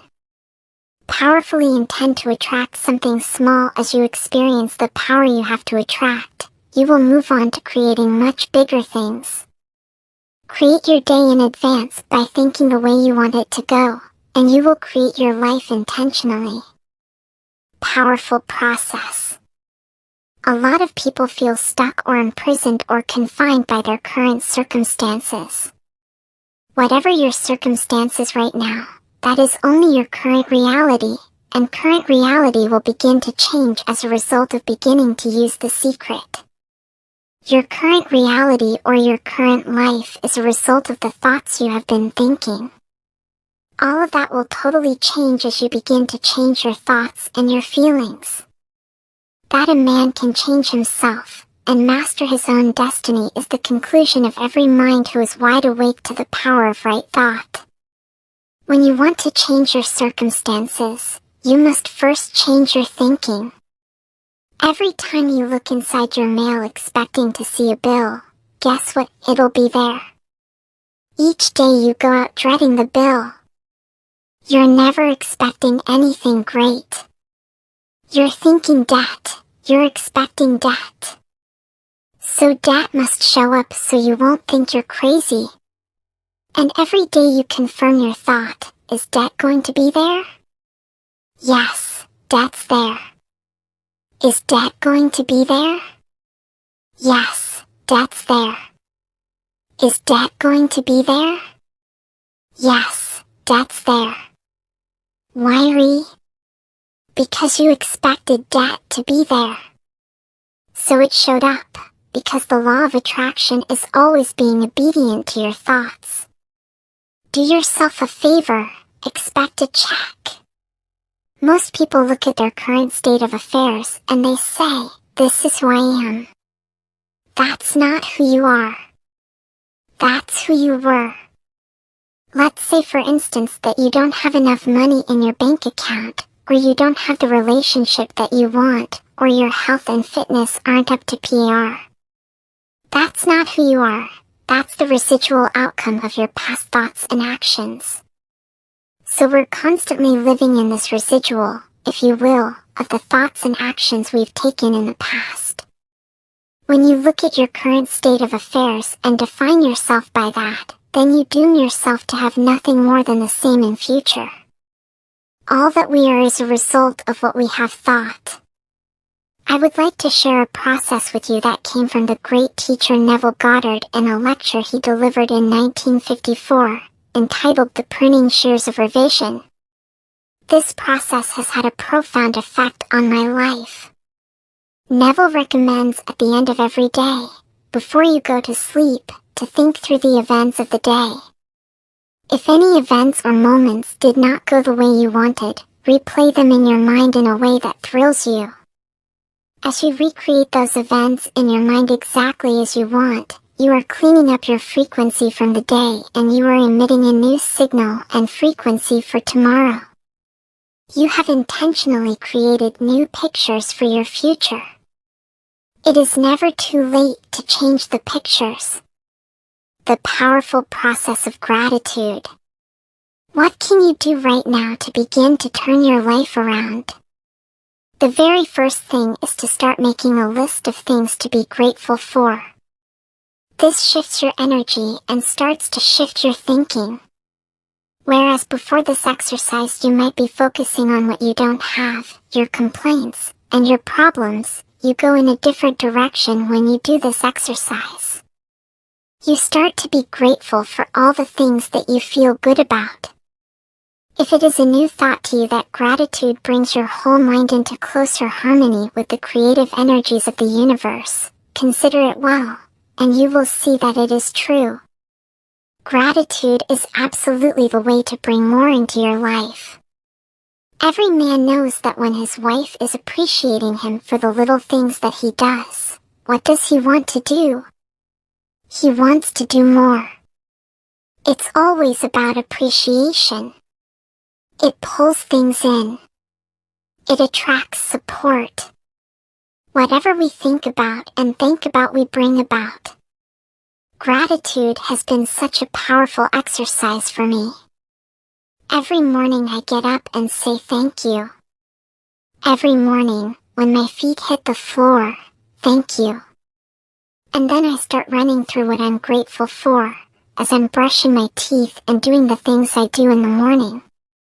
And I'm not just thinking about them and doing some rote routine. I'm putting it out there and I'm feeling the feelings of gratitude. The day we filmed James Ray sharing his powerful exercise of gratitude is one I will never forget. From that day on, I made James's process my life. Every morning, I do not get out bed until I have felt the feelings of gratitude for this brand new day and all I am grateful for in my life. Then as I get out of bed, when one foot touches the ground I say, thank, and you as my second foot touches the ground. With each step I take on my way to the bathroom, I say thank you. I continue to say and feel thank you as I am showering and getting ready. By the time I am ready for the day, I have said thank you hundreds of times. As I do this, I am powerfully creating my day and all that it will contain. I am setting my frequency for the day and intentionally declaring the way I want my day to go, rather than stumbling out of bed and letting the day take control of me. There is no more powerful way to begin your day than this. You are the creator of your life, and so begin by intentionally creating your day. Gratitude was a fundamental part of the teachings of all the great avatars throughout history. In the book that changed my life, The Science of Getting Rich, written by Wallace Wattles in 1910, gratitude is its longest chapter. Every teacher featured in The Secret uses gratitude as part of his or her day. Most of them begin their day with thoughts and feelings of gratitude. Joe Sugarman, a wonderful man and successful entrepreneur, watched the film The Secret and contacted me. He told me his favorite part was the gratitude process, and that his use of gratitude had contributed to all he had achieved in his life. With all the success Joe has attracted to himself, he continues to use gratitude every day, even for the smallest things. When he gets a parking space, he always says and feels, "Thank you." Joe knows the power of gratitude and all it has brought to him, and so gratitude is his way of life. With all that I have read and with all that I have experienced in my own life using The Secret, the power of gratitude stands above everything else. If you only do one thing with the knowledge of The Secret, use gratitude until it becomes your way of life. As soon as you start to feel different about what you already have, you will start to attract more of the good things. More of the things you can be grateful for. You could look around and say, "Well, I don't have the car I want. I don't have the house I want. I don't have the spouse I want. I don't have the health I want." Whoa. Back up, back up. Those are all the things you don't want. Focus on what you already have that you're grateful for. And it might be that you have the eyes to read this. It might be the clothes that you have. Yes, you might prefer something else, and you might get something else pretty soon, if you start feeling grateful for what you have. Many people who order their lives rightly in all other ways are kept in poverty by their lack of gratitude. It is impossible to bring more into your life if you are feeling ungrateful about what you have. Why? Because the thoughts and feelings you emit as you feel ungrateful are all negative emotions. Whether it is jealousy, resentment, dissatisfaction, or feelings of not enough, those feelings cannot bring you what you want. They can only return to you more of what you do not want. Those negative emotions are blocking your own good coming to you. If you want a new car but you are not grateful for the car you have, that will be the dominant frequency you are sending out. Be grateful for what you have now. As you begin to think about all the things in your life you are grateful for, you will be amazed at the never-ending thoughts that come back to you of more things to be grateful for. You have to make a start, and then the law of attraction will receive those grateful thoughts and give you more just like them. You will have locked into the frequency of gratitude, and all good things will be yours. The daily practice of gratitude is one of the conduits by which your wealth will come to you.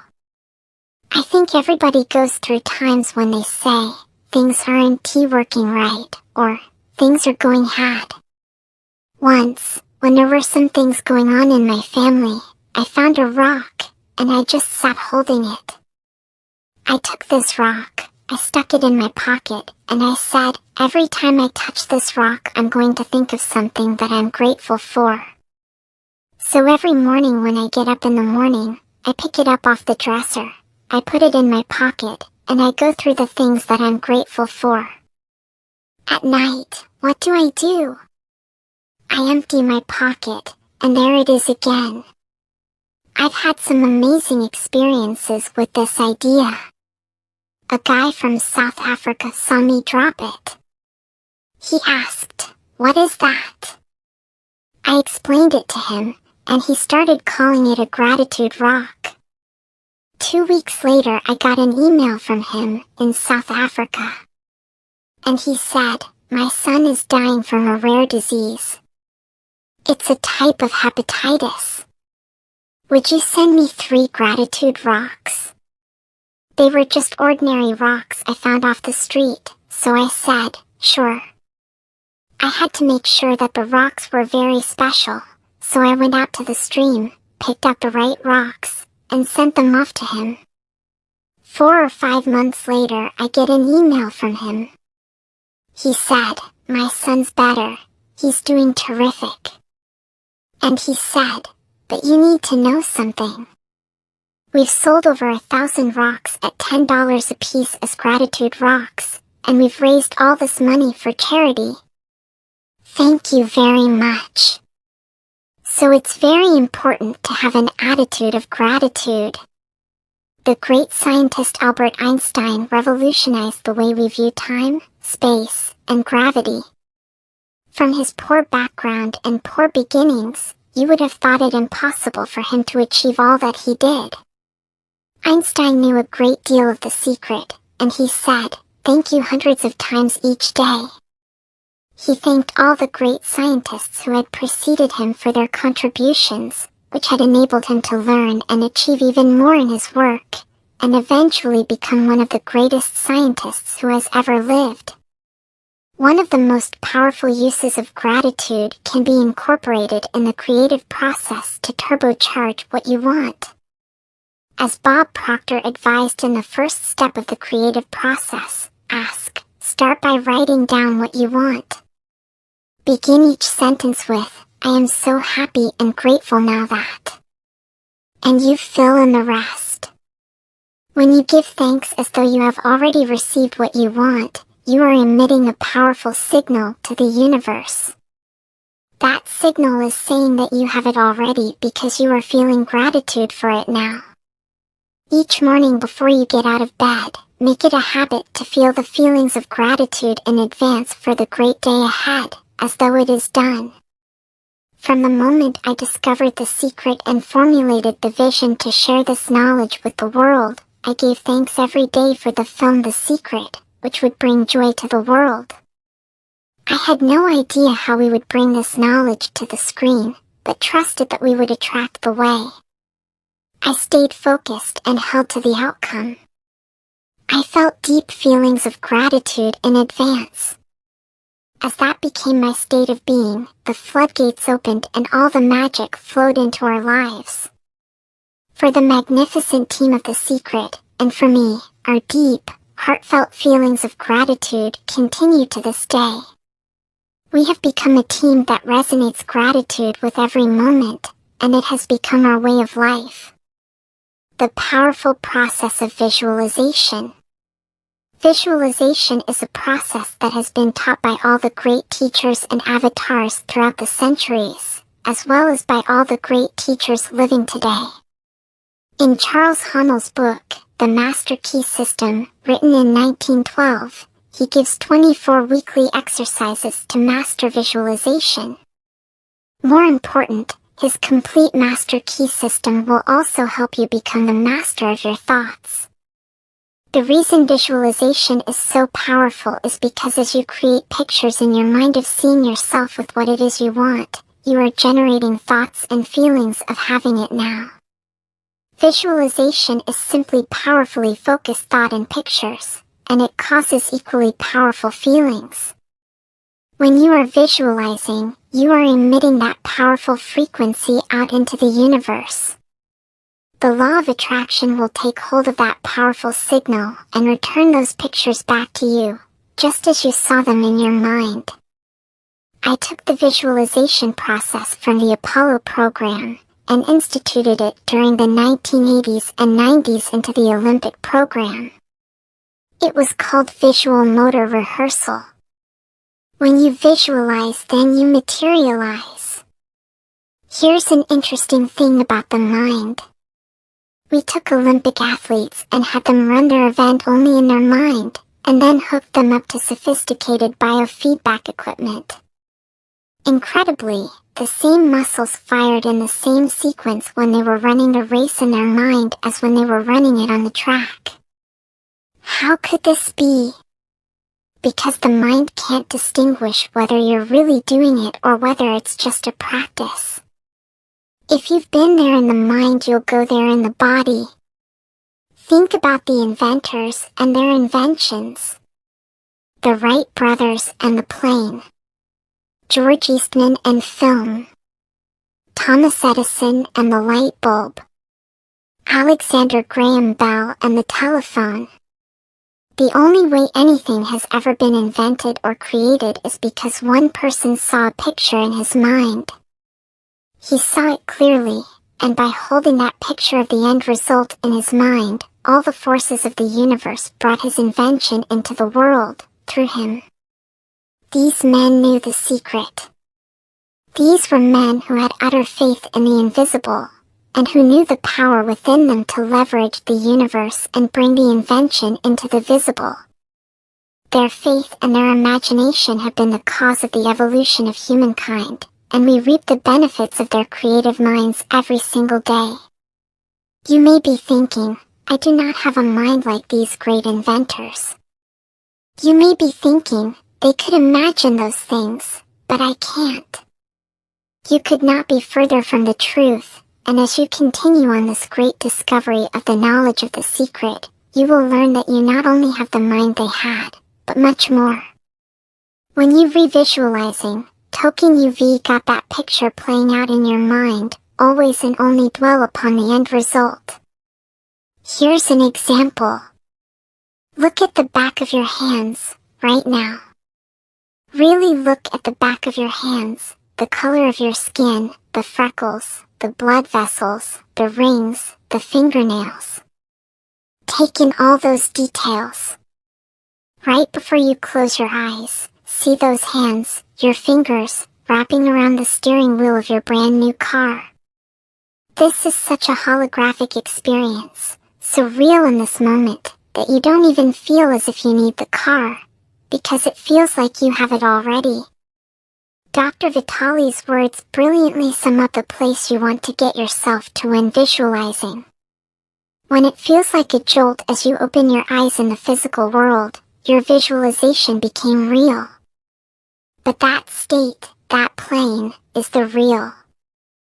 It is the field where everything is created, and the physical is just the result of the real held of all creation. That's why you won't feel as if you need it anymore, because you tuned in and felt the real field of creation through your visualization. In that field, you have everything now. When you feel that, you will know it. It's the feeling that really creates the attraction, not just the picture or the thought. A lot of people think, if I think positive thoughts, or if I visualize having what I want, that will be enough. But if you're doing that and still not feeling abundant, or feeling loving or joyful, then it doesn't create the power of the attraction. You put yourself in the feeling place of really being in that car. Not, I wish I could get that car, or, someday I'll have that car, because that's a very definite feeling associated with that. It's not in the now. It's in the future. If you stay in that feeling, it will always be in the future. Now that feeling and that inner seeing will begin to be an open doorway through which the power of the universe will begin to express. What this power is I cannot say. All know is that it exists. Our job is not to figure out the how. The how will show up out of a commitment and belief in the what. The hows are the domain of the universe. It always knows the shortest, quickest, fastest, most harmonious way between you and your dream.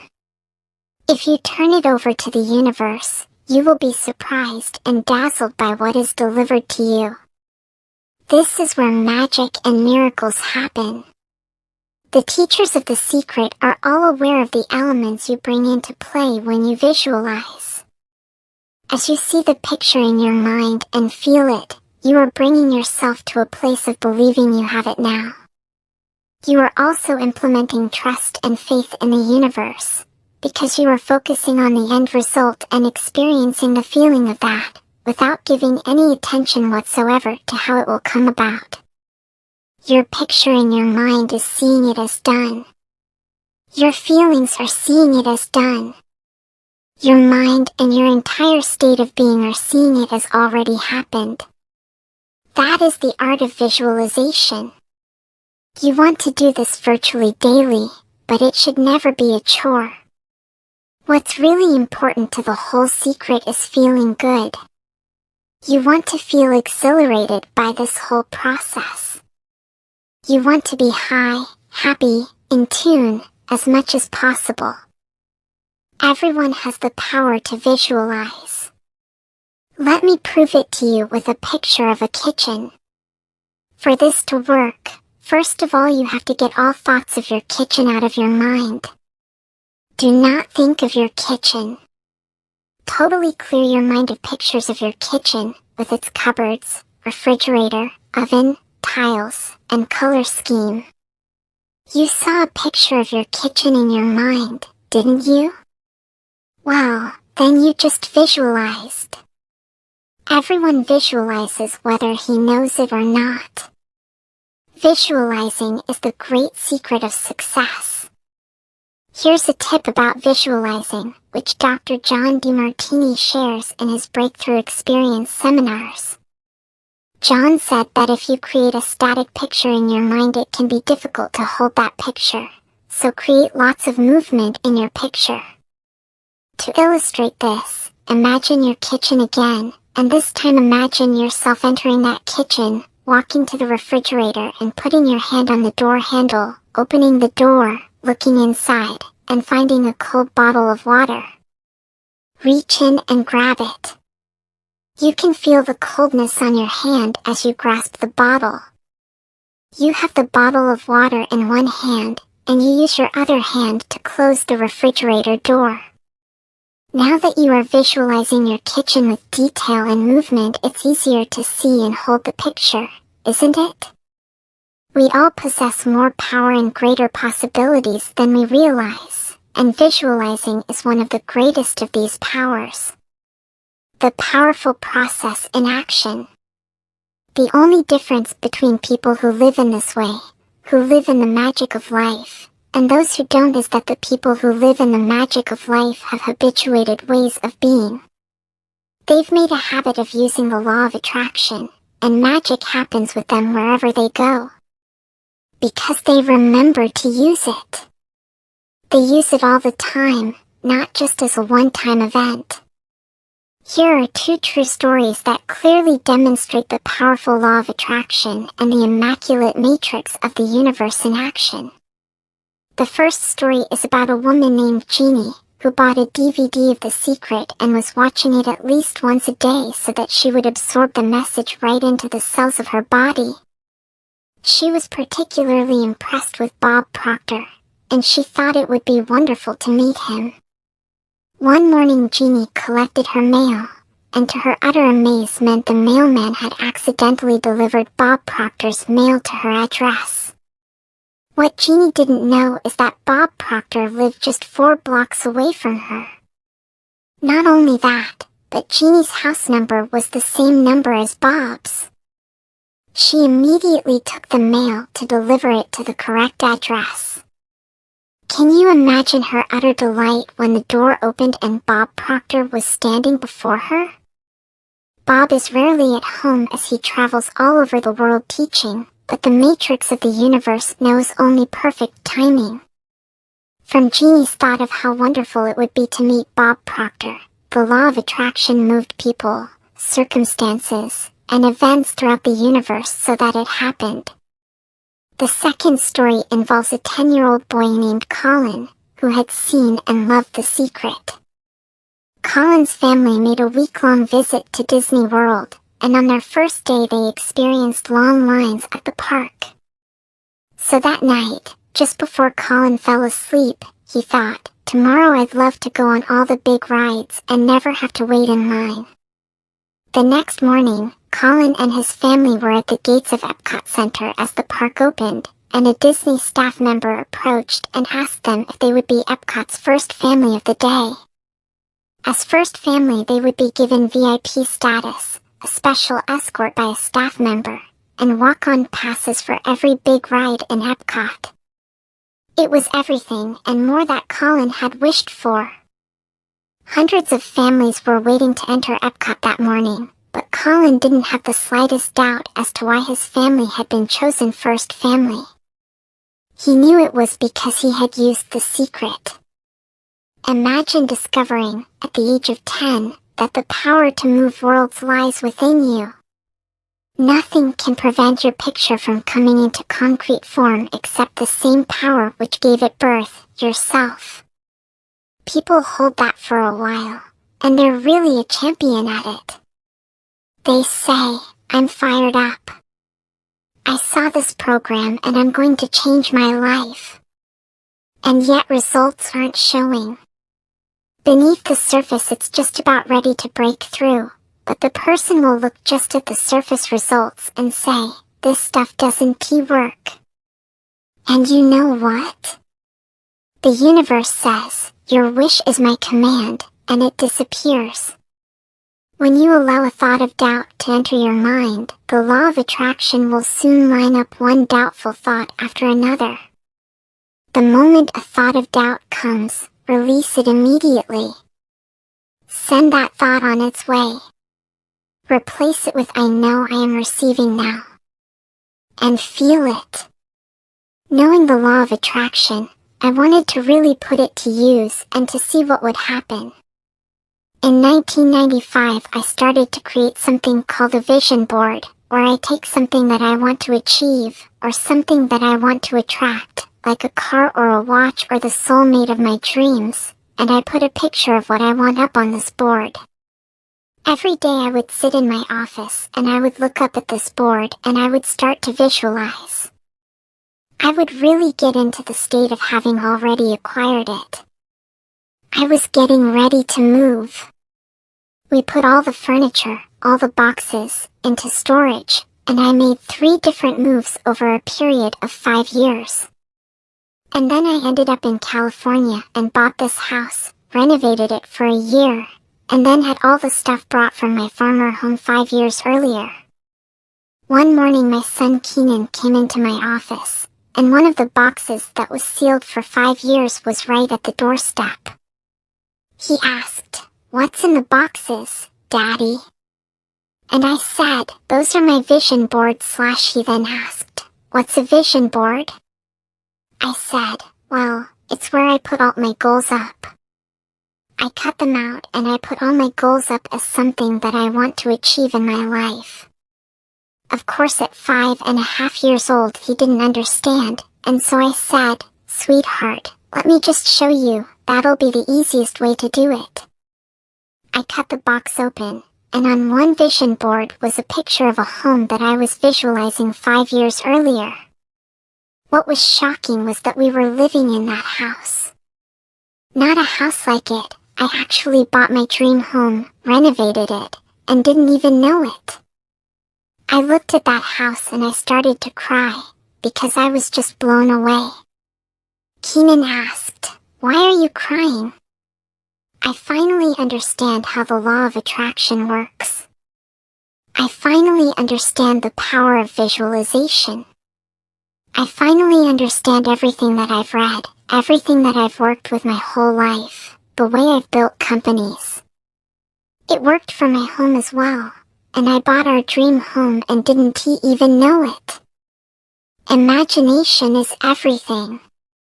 It is the preview of life's coming attractions. You can let your imagination go wild with a vision board, and place pictures of all the things you want, and pictures of how you want your life to be. Make sure you put the vision board in a place where you see it and look at it every day as John Assaraf did. Feel the feelings of having those things now.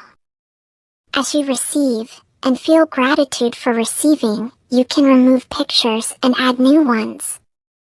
This is a wonderful way to introduce children to the law of attraction. I hope the creation of a vision board inspires parents and teachers worldwide. One of the people on the secret website forum put a picture of the secret DVD on his vision board. He had seen The Secret but didn't own his own copy. 2 days after he created his vision board, I felt inspired to post a notice on the secret forum giving away DVDs to the first 10 people who posted. He was one of the 10. He had received a copy of the secret DVD within 2 days of putting it on his vision board. Whether it is a DVD of The Secret or a house, the joy of creating and receiving is magnificent. Another powerful example of visualizing comes from my mother's experience of buying a new house. Several people besides my mother had put in offers for this particular house. My mother decided to use The Secret to make that house hers. She sat down and wrote her name and the new address of the house over and over. She continued doing this until it felt as though it was her address. She then imagined placing all of her furniture in that new house. Within hours of doing these things, she received a phone call saying her offer had been accepted. She was so thrilled, but it didn't come as a surprise to her because she knew that house was hers. What a champion! Decide what you want. Believe you can have it. Believe you deserve it and believe it's possible for you. And then close your eyes every day for several minutes, and visualize having what you already want, feeling the feelings of already having it. Come out of that and focus on what you're grateful for already, and really enjoy it. Then go into your day and release it to the universe and trust that the universe will figure out how to manifest it. Secret summaries. Expectation is a powerful attractive force. Expect the things you want, and don't expect the things you don't want. Gratitude is a powerful process for shifting your energy and bringing more of what you want into your life. Be grateful for what you already have, and you will attract more good things. Giving thanks for what you want in advance turbocharges your desires and sends a more powerful signal out into the universe. Visualization is the process of creating pictures in your mind of yourself enjoying what you want. When you visualize, you generate powerful thoughts and feelings of having it now. The law of attraction then returns that reality to you, just as you saw it in your mind. To use the law of attraction to your advantage, make it a habitual way of being, not just a one-time event. At the end of every day, before you go to sleep, go back through the events of the day. Any events or moments that were not what you wanted, replay them in your mind the way you wanted them to go. Secret to money. Whatever the mind can conceive, it can achieve. The secret was a real transformation for me, because I grew up with a very negative father who thought that rich people were people that had ripped everyone off and thought that anyone that had money must have deceived somebody. So I grew up with a lot of beliefs about money, that if you had it, it made you bad, only evil people have money, and money doesn't grow on trees. Who do you think I am, Rockefeller? That was one of his favorite phrases. So I grew up truly believing that life was difficult. It was only when I met W. Clement Stone that I began to shift my life. When I was working with Stone, he said, I want you to set a goal that's so big that if you achieved it, it would blow your mind, and you would know it's only because of what I've taught you that you would have achieved this goal. At the time I was making about $8,000 a year, so I said, I want to make $100,000 in a year. Now, I had no idea how I could do that. I saw no strategy, no possibility, but I just said, I'm going to declare that, I'm going to believe it, I'm going to act as if it's true, and release it, so I did that. One of the things he taught me was every day to close your eyes and visualize the goals as if it's already achieved. I had actually made $100,000 bill that I'd put on the ceiling. So first thing in the morning I'd look up and there it was, and it would remind me that this was my intention. Then I would close my eyes and visualize having this $100,000 a year lifestyle. Interestingly enough, nothing major happened for about 30 days. I didn't have any great breakthrough ideas, no one was offering me more money. About 4 weeks into it, I had a $100,000 idea. It just came right into my head. I had a book I had written, and I said, if I can sell 400,000 copies of my book at $0.25 each, that'd be $100,000. Now, the book was there, but I never had this thought. One of the secrets is that when you have an inspired thought, you have to trust it and act on it.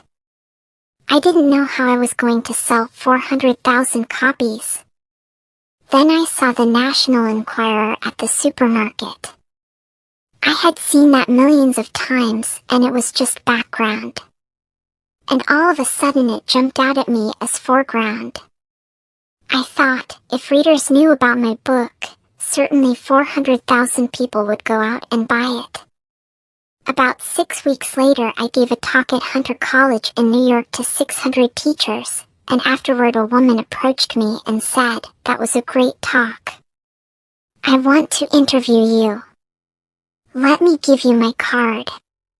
As it turns out, she was a freelance writer who sold her stories to the National Enquirer. The theme from The Twilight Zone went off in my head, like, whoa, this stuff's really working. That article came out and our book sales started to take off. The point I want to make is that I was attracting into my life all these different events, including this person. To make a long story short, I did not make $100,000 that year. We made $92,327. But do you think we were depressed and saying, "This doesn't work"? No, we were saying, "This is amazing." So my wife said to me, "If it works for 100,000, do you think it'd work for 1,000,000? And I said, "I don't know, I think so. Let's try it." My publisher wrote me a royalty check for our first chicken soup for the Soul book. And he actually put a smiley face in his signature, because it was the first $1,000,000 check he'd ever written. So I know from my own experience, because I wanted to test it, does this secret really work? We put it to the test. It absolutely worked, and now I live my life from that every single day. The knowledge of the secret and the intentional use of the law of attraction can be applied to every single subject in your life. It is the same process for everything you want to create, and the subject of money is no different. To attract money, you must focus on wealth. It is impossible to bring more money into your life when you are noticing you do not have enough, because that means you are thinking thoughts that you do not have enough. Focus on not enough money, and you will create untold more circumstances of not having enough money. You must focus on the abundance of money to bring that to you. You have to emit a new signal with your thoughts, and those thoughts should be that you currently have more than enough. You really do need to call your imagination into play and make believe you already have the money you want. And it is so much fun to do. You will notice as you pretend and play games of having wealth that you feel instantly better about money, and as you feel better about it, it will begin to flow into your life. Jack's wonderful story inspired the Secret team to create a blank check available as a free download on the Secret website, www.thesecret.tv. The blank check is for you, and it is from the Bank of the Universe. You fill in your name, the amount, and details, and place it in a prominent place where you will see it every day. When you look at the check, feel the feelings of having that money now. Imagine spending that money, all the things you will buy and the things you will do. Feel how wonderful that is. Know it is yours, because when you ask, it is. We have received hundreds of stories from people who have brought huge sums of money to them using the Secret check. It's a fun game that works. Attract abundance. The only reason any person does not have enough money is because they are blocking money from coming to them with their thoughts. Every negative thought, feeling, or emotion is blocking your good from coming to you, and that includes money. It is not that the money is being kept from you by the universe, because all the money you require exists right now in the invisible. If you do not have enough, it is because you are stopping the flow of money coming to you, and you are doing that with your thoughts. You must tip the balance of your thoughts from lack of money to more than enough money. Think more thoughts of abundance than of lack, and you have tipped the balance. When you need money, It is a powerful feeling within you, and so of course through the law of attraction you will continue to attract needing money. I can speak from experience about money, because just before I discovered the secret my accountants told me that my company had suffered a major loss that year, and in 3 months it would be history. After 10 years of hard work, my company was about to slip through my fingers. And as I needed more money to save my company, things just got worse. There seemed no way out. Then I discovered the secret, and everything in my life, including the state of my company, was totally transformed, because I changed the way I was thinking. As my accountants continued to fuss about the figures and focus on that, I kept my mind focused on abundance and all being well. I knew with every fiber of my being that the universe would provide, and it did. It provided in ways I could not have imagined. I had my moments of doubt, but when the doubt came I immediately moved my thoughts to the outcome of what I wanted. I gave thanks for it, I felt the joy of it, and I believed. I want to let you in on a secret to the secret. The shortcut to anything you want in your life is to be and feel happy now. It is the fastest way to bring money and anything else you want into your life. Focus on radiating out into the universe those feelings of joy and happiness. When you do that, you will attract back to you all things that bring you joy and happiness, which will not only include an abundance of money, but everything else you are wanting. You must radiate out this signal to bring back what you want. As you radiate out those feelings of happiness, they will be sent back to you as the pictures and experiences of your life. The law of attraction is reflecting back your innermost thoughts and feelings as your life. Focus on prosperity. I can imagine what a lot of people are thinking. How can I attract more money into my life? How can I get more of the green stuff? How can I get more of wealth and prosperity? How can I, when I love my job, deal with the credit card debt that I have, and the realization that maybe there's a ceiling on the money that can come in, 'cause it's coming to me through my job? How can I bring in more? Intend it. This goes back to one of the things we've been talking about throughout the whole secret. Your job is to declare what you would like to have from the catalog of the universe. If cash is one of them, say how much you would like to have. I would like to have $25,000, unexpected income, within the next 30 days, or whatever it happens to be. It should be believable for you. If you have held thoughts in the past that the only way money can come to you is through your job, then let that go immediately. Can you appreciate that as you continue to think that it must be your experience? Such thoughts do not serve you. You are now coming to understand that there is abundance for you, and it is not your job to work out how the money will come to you. It is your job to ask, to believe you are receiving, and feel happy now. Leave the details to the universe on how it will bring it about. Most people have a goal of getting out of debt. That will keep you in debt forever.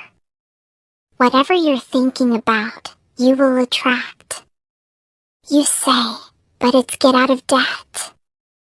I don't care if it's get out or get in, if you're thinking debt, you're attracting debt.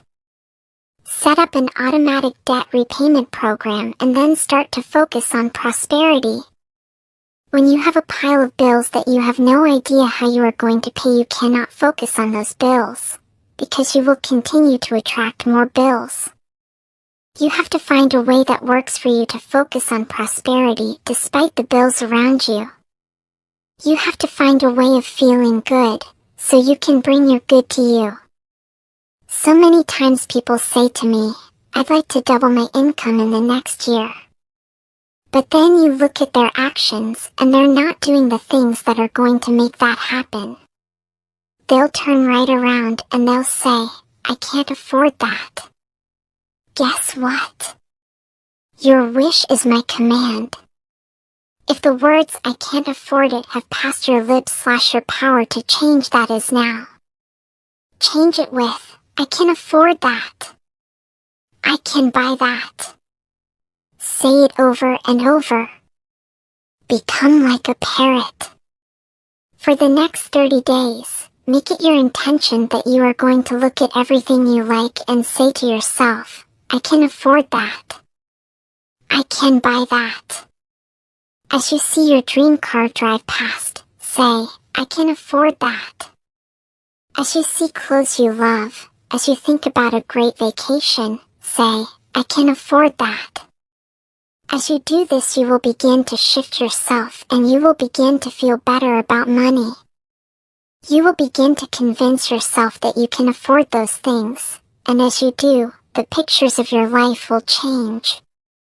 When you focus on lack and scarcity and what you don't have, you fuss about it with your family, you discuss it with your friends, you tell your children that you don't have enough. "We don't have enough for that. We can't afford that." Then you'll never be able to afford it, because you begin to attract more of what you don't have. If you want abundance, if you want prosperity, then focus on abundance. Focus on prosperity. The spiritual substance from which comes all visible wealth is never depleted. It is right with you all the time and responds to your faith in it and your demands on it. Now that you know the secret, when you see someone who is wealthy, you will know that that person's predominant thoughts are on wealth and not on scarcity, and that they have drawn wealth to them, whether they did it consciously or unconsciously. They focused on thoughts of wealth, and the universe moved people, circumstances, and events to deliver wealth to them.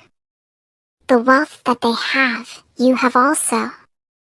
The only difference between you and them is that they thought the thoughts to bring the wealth to them. Your wealth is waiting for you in the invisible, and to bring it into the visible, think wealth. When I first understood the secret, every day I would get a bunch of bills in the mail. I thought, how do I turn this around? The law of attraction states that what you focus on you will get, so I got a bank statement, I whited out the total, and I put a new total in there. I put exactly how much I wanted to see in the bank. So I thought, what if I just visualized checks coming in the mail? So I just visualized a bunch of checks coming in the mail. Within just 1 month, things started to change. It is amazing. Today I just get checks in the mail. I get a few bills, but I get more checks than bills. Since the film The Secret was released, we have received hundreds and hundreds of letters from people who have said that since watching the film they have received unexpected checks in the mail. And it happened because as they gave their focus and attention to David's story, they brought checks to them. A game I created that helped shift my feelings about my pile of bills was to pretend that the bills were actually checks.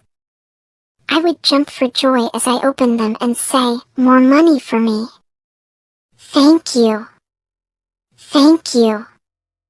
I took each bill, imagined it was a check, and then I added a zero to it in my mind to make it even more. I got a notepad and wrote at the top of the page "I have received," and then I would list all the amounts of the bills with an added zero. Next to each amount I would write "thank you," and feel the feelings of gratitude for receiving it, to the point where I had tears in my eyes. Then I would take each bill, which looked very small compared to what I had received, and I would pay it with gratitude. I never opened my bills until I had got myself into the feeling that they were checks. If I opened my bills before convincing myself they were checks, my stomach would churn when I opened them. I knew that the emotion of the churning in my stomach was powerfully bringing more bills. I knew I had to erase that feeling, and replace it with joyful feelings, so I could bring more money into my life. In the face of a pile of bills, that game worked for me, and it changed my life. There are so many games you can create, and you will know what works best for you by the way you feel inside. When you make believe, the results come fast. I grew up on, you have to work hard for money. So I replaced that with, money comes easily and frequently. Now in the beginning it feels like a lie, right? There is a part of your brain that will say, oh you liar, it's hard. So you have to know it's this little tennis match that will go on for a while. If you have had thoughts of, I have to work really hard and struggle to have money, let them go immediately. By thinking those thoughts you emitted that frequency, and they became the pictures of your life experience. Take Laurel Langmeyer's advice, and replace those thoughts with, money comes easily and frequently. When it comes to creating wealth, wealth is a mindset. It's all about how you think. I'd say 80% of the coaching that I do with folks is about their psychology and the way they think. I know when people say, oh, you can do it, I can't. People have the capability to change their inner relationship and conversation with money. The good news is that the moment you decide that what you know is more important than what you have been taught to believe, you will have shifted gears in your quest for abundance. Success comes from within, not from without. You have got to feel good about money to attract more to you. Understandably, when people do not have enough money, they do not feel good about money, because they don't have enough. But those negative feelings about money are stopping more money coming to you. You have got to stop the cycle, and you stop it by starting to feel good about money, and being grateful for what you have. Start to say in feet, I have more than enough. There is an abundance of money, and it's on its way to me. I am a money magnet. I love money and money loves me. I am receiving money every day. Thank you. Thank you. Thank you. Giving is a powerful action to bring more money into your life, because when you are giving you are saying, I have plenty. It will not be surprising to you to learn that the wealthiest people on the planet are the greatest philanthropists. They give away vast amounts of money, and as they give, by the law of attraction, the universe opens up and floods vast amounts of money back to them, multiplied. If you are thinking, I don't have enough money to give, bingo. Now you know why you don't have enough money. When you think you don't have enough to give, start giving. As you demonstrate faith in giving, the law of attraction must give you more to give. There is a big difference between giving and sacrificing. Giving from a heart that is overflowing feels so good. Sacrificing does not feel good. Don't confuse the two, they are diametrically opposed. One emits a signal of lack and the other emits a signal of more than enough. One feels good and one does not feel good. Sacrifice will eventually lead to resentment. Giving from a full heart is one of the most joyous things you can do, and the law of attraction will grab hold of that signal and flood even more into your life. You can feel the difference. I find so many people who make a tremendous amount of money, but their relationships stink. And that's not wealth. You can go after the money and you might get rich, but it doesn't guarantee you'll be wealthy. I'm not suggesting that money isn't a part of wealth, it absolutely is. But it's only a part. And then I meet a lot of people who are spiritual, but they're sick and broke all the time. That's not wealth either. Life is meant to be abundant in all areas. If you have been brought up to believe that being wealthy is not spiritual, then I highly recommend you read The Millionaires of the Bible series by Catherine Ponder. In these glorious books you will discover that Abraham, Isaac, Jacob, Joseph, Moses, and Jesus were not only prosperity teachers, but also millionaires themselves, with more affluent lifestyles than many present-day millionaires could conceive of. You are the heir to the kingdom. Prosperity is your birthright, and you hold the key to more abundance in every area of your life than you can possibly imagine. You deserve every good thing you want, and the universe will give you every good thing you want, but you have to summon it into your life. Now you know the secret. You have the key. The key is your thoughts and feelings, and you have been holding the key in your hand all of your life. Many people in Western culture are striving for success. They want the great home, they want their businesses to work, they want all these outer things. But what we found in our research is that having these outer things does not necessarily guarantee what we really want, which is happiness. So we go for these outer things thinking they're going to bring us happiness, but it's backward. You need to go for the inner joy, the inner peace, the inner vision first, and then all of the outer things appear. Everything you want is an inside job. The outside world is the world of effects. Effects just the result of thoughts. Set your thoughts and frequency on happiness. Radiate the feelings of happiness and joy within you, and transmit that into the universe with all of your might, and you will experience true heaven on earth. Secret summaries. To attract money, focus on wealth. It is impossible to bring more money into your life when you focus on the lack of it. It is helpful to use your imagination and make believe you already have the money you want. Play games of having wealth and you will feel better about money. As you feel better about it, more will flow into your life. Feeling happy now is the fastest way to bring money into your life. Make it your intention to look at everything you like and say to yourself, I can afford that. I can buy that. You will shift your thinking and begin to feel better about money. Give money in order to bring more of it into your life. When you are generous with money and feel good about sharing it, you are saying, I have plenty. Visualize checks in the mail. Tip the balance of your thoughts to wealth. Think wealth.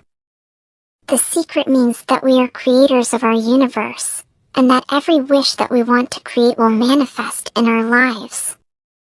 Therefore, our wishes, thoughts, and feelings are very important because they will manifest. One day I went into the home of an art director, a very famous film producer. In every corner he had this beautiful image of a naked woman draped with a fabric, kind of turning away as if she were saying, I don't see you. I said to him, I think you might have trouble in your romance. And he said, are you clairvoyant? No, but look. In 7 places, you have exactly that same woman. He said, but I love that kind of painting. I painted it myself. I said, that's even worse because you put all your creation and creativity in it. He's a gorgeous-looking man with all these actresses around him because that's the work he does, and he doesn't have any romance. I asked him, what do you want? I want to date 3 women a week. I said, okay, paint it. Paint yourself with 3 women, and hang it in every corner of your living space. 6 months later I saw him and asked, how is your love life? Great. Women call me, they want to date me. Because that's your wish, I said. He said, I feel great. I mean, for years I did not have a date and now I have 3 dates a week. They're fighting over me. Good for you, I said. Then he told me, I really want to stabilize. I want marriage now, I want romance. I said, well, then paint it. He painted a beautiful romantic relationship, and a year later he got married, and he's very happy. This is because he put another wish out. He wished it in himself for years without it happening because his wish could not manifest. The outer level of himself, his house, was contradicting his wish all the time. So if you understand this knowledge, you just start playing with it. Marie Diamond's story of her client is a perfect demonstration of how feng shui reflects the teachings of The Secret. It illustrates how our thoughts create powerfully when we put them into action. Any action we take must be preceded by a thought. Thoughts create the words we speak, the feelings we feel, and our actions. Actions are particularly powerful because they are thoughts that have caused us to act. We may not even realize what our innermost thoughts are, but we can see what we have been thinking by looking at the actions we have taken. In the story of the film producer, his innermost thoughts were reflected in his actions and surroundings. He had painted many women, all turning away from him.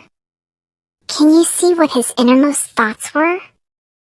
Even though his words were saying he wanted to date more women, his innermost thoughts did not reflect that in his paintings. By deliberately choosing to change his actions, it caused him to focus his entire thought on what he wanted. With such a simple shift, he was able to paint his life and call it into existence through the law of attraction. When you want to attract something into your life, make sure your actions don't contradict your desires. One of the most wonderful examples of this is given by Mike Dooley, one of the teachers featured in The Secret, in his audio course, Leveraging the Universe and Engaging the Magic. It is the story of a woman who wanted to attract her perfect partner into her life. She had done all the right things. She got clear about what she wanted him to be like, made a detailed list of all of his qualities, and visualized him in her life. Despite doing all these things, there was no sign of him. Then one day as she arrived home and was parking her car in the middle of her garage, she gasped as she realized that her actions were contradicting what she wanted. If her car was in the middle of the garage, there was no room for her perfect partner's car. Her actions were powerfully saying to the universe that she did not believe she was going to receive what she had asked for. So she immediately cleaned up her garage and parked her car to one side, leaving space for her perfect partner's car on the other side. She then went into her bedroom and opened her wardrobe, which was jammed full of clothes. There was no room for her perfect partner's clothes. So she moved some of her clothes to make space. She had also been sleeping in the middle of her bed, and so she began sleeping on her side, leaving space for her partner. This woman related her story to Mike Dooley over a dinner, and sitting next to her at the table was her perfect partner. After taking all of these powerful actions and acting as if she had already received her perfect partner, he arrived in her life and they are now happily married. Another simple example of acting as if is a story of my sister Glenda, who is the production manager of the film The Secret. She was living and working in Australia, and she wanted to move to the United States and work with me in our US office. Glenda knew The Secret very well, and so she was doing all the right things to bring forth what she wanted, but months were passing by and she was still in Australia. Glenda looked at her actions and realized she was not acting as if she was receiving what she had asked for. So she began to take powerful actions. She organized everything in her life for her departure. She canceled memberships, gave away things she would not need, and she got her suitcases out and packed them. Within 4 weeks, Glenda was in the United States working out of our US office. Think about what you have asked for, and make sure that your actions are mirroring what you expect to receive, and that they're not contradicting what you've asked for. Act as if you are receiving it. Do exactly what you would do if you were receiving it today, and take actions in your life to reflect that powerful expectation. Make room to receive your desires, and as you do, you are sending out that powerful signal of expectation. Your job is you. Inside relationships, it's important to first understand who's coming into the relationship, and not just your partner. You need to understand yourself first. How can you ever expect anyone else to enjoy your company if you don't enjoy your own company? And so again, the law of attraction or the secret is about bringing that into your life. You've got to get really, really clear. Here's the question I would ask you to consider. Do you treat yourself the way you want other people to treat you? When you do not treat yourself the way you want others to treat you, you can never change the way things are. Your actions are your powerful thoughts, so if you do not treat yourself with love and respect, you are emitting a signal that is saying you are not important enough, worthy enough, or deserving. That signal will continue to be broadcast, and you will experience more situations of people not treating you well. The people are just the effect. Your thoughts are the cause. You must begin to treat yourself with love and respect, and emit that signal and get on that frequency. Then the law of attraction will move the entire universe, and your life will be full of people who love and respect you. Many people have sacrificed themselves for others, thinking when they sacrifice themselves they are being a good person. Wrong. To sacrifice yourself can only come from thoughts of absolute lack, because it is saying, there is not enough for everyone, so I will go without. Those feelings do not feel good and will eventually lead to resentment. There is abundance for everybody, and it is each person's responsibility to summon their own desires. You cannot summon for another person because you cannot think and feel for another. Your job is you. When you make feeling good a priority, that magnificent frequency will radiate and touch everyone close to you. You become the solution for you. Don't point to another person and say, now you owe me and you need to give me more. Instead, give more to yourself. Take time off to give to yourself, and in a sense to fill yourself up to fullness, to where now you can overflow in giving. To acquire love, fill yourself up with it until you become a magnet. Many of us were taught to put ourselves last, and as a consequence we attracted feelings of being unworthy and undeserving.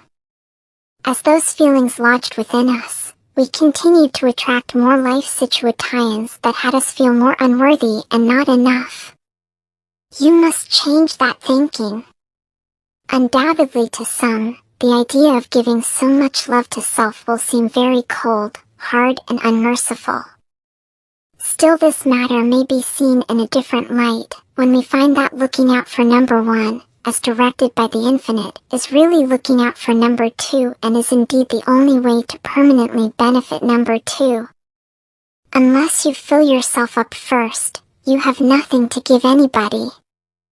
Therefore it is imperative that you tend to you first. Attend to your joy first.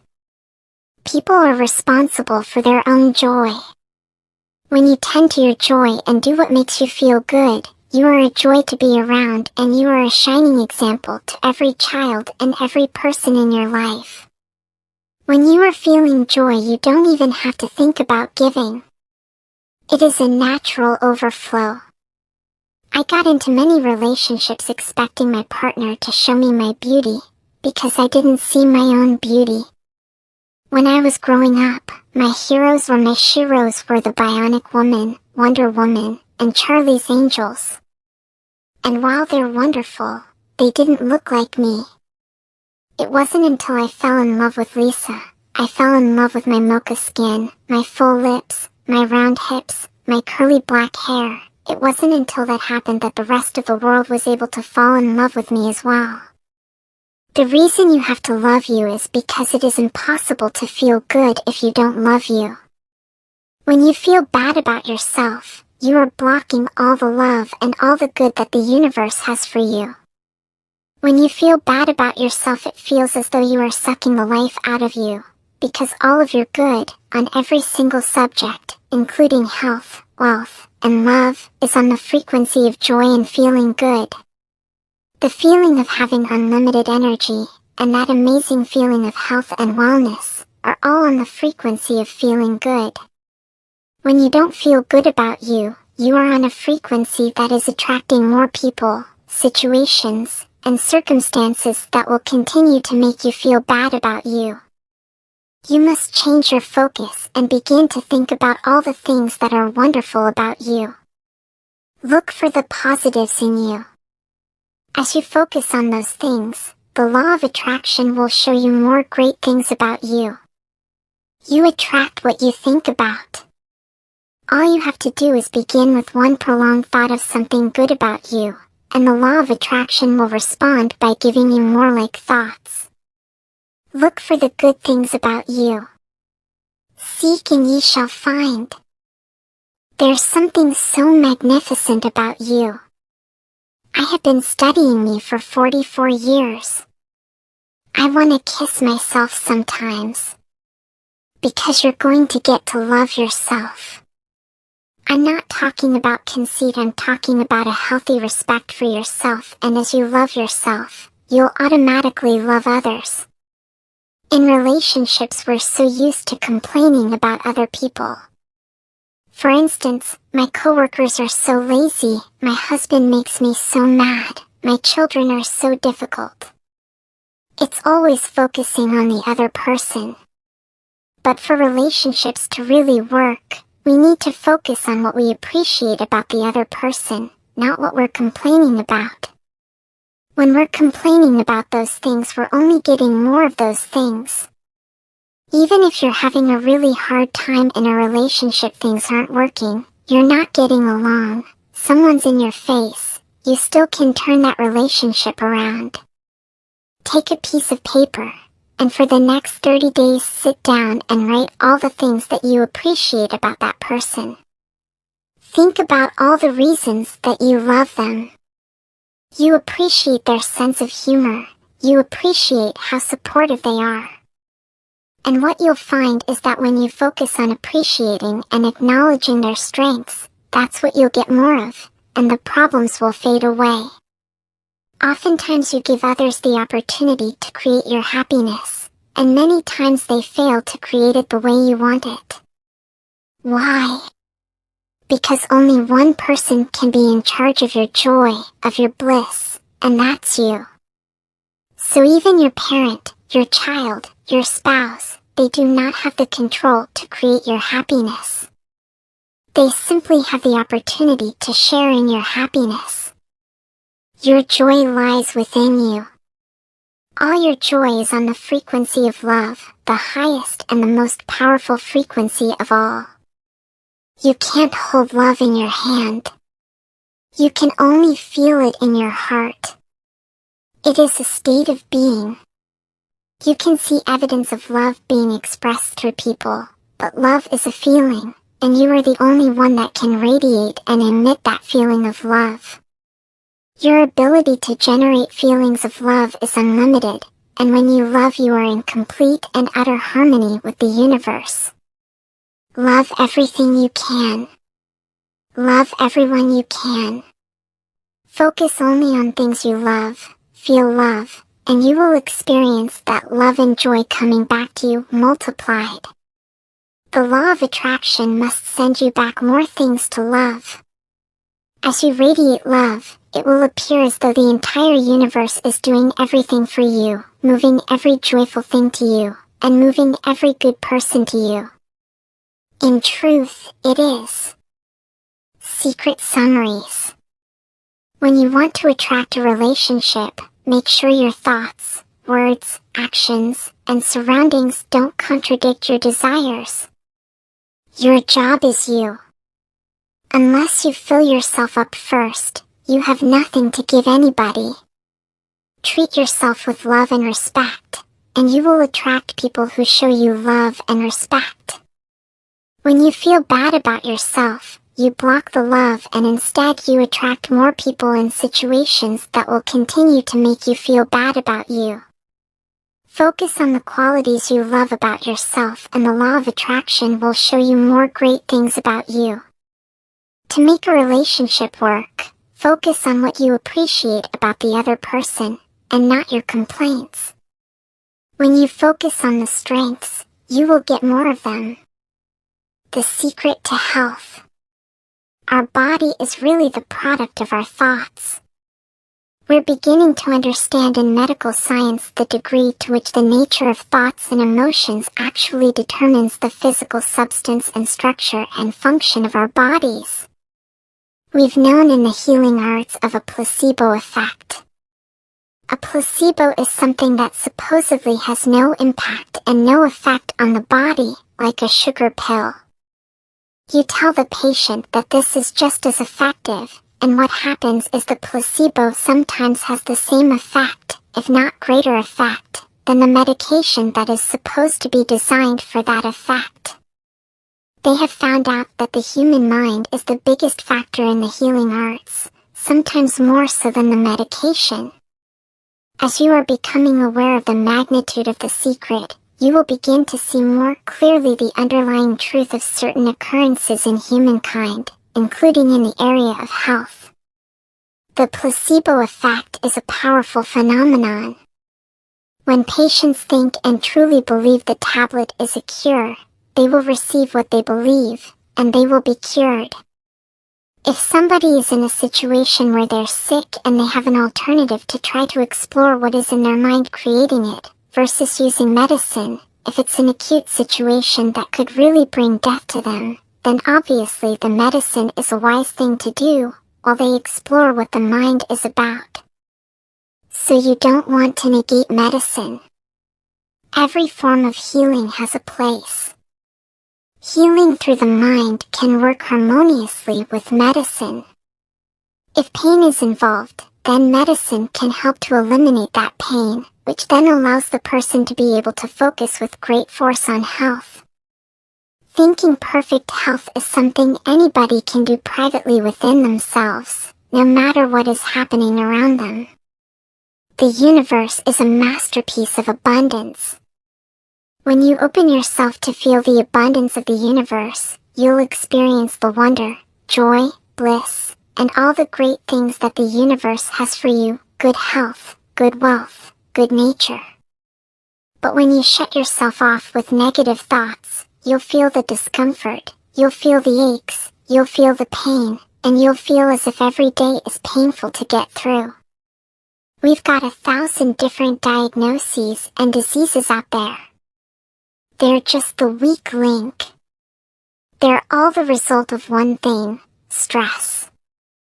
If you put enough stress on the chain and you put enough stress on the system, then one of the links breaks. All stress begins with one negative thought. One thought that went unchecked, and then more thoughts came and more, until stress manifested. The effect is stress, but the cause was negative thinking, and it all began with one little negative thought. No matter what you might have manifested, you can change it. With one small positive thought and then another. Our physiology creates disease to give us feedback, to let us know we have an imbalanced perspective, or we're not being loving and grateful. So the body's signs and symptoms are not something terrible. Dr. DeMartini is telling us that love and gratitude will dissolve all negativity in our lives, no matter what form it has taken. Love and gratitude can part seas, move mountains, and create miracles. And love and gratitude can dissolve any disease.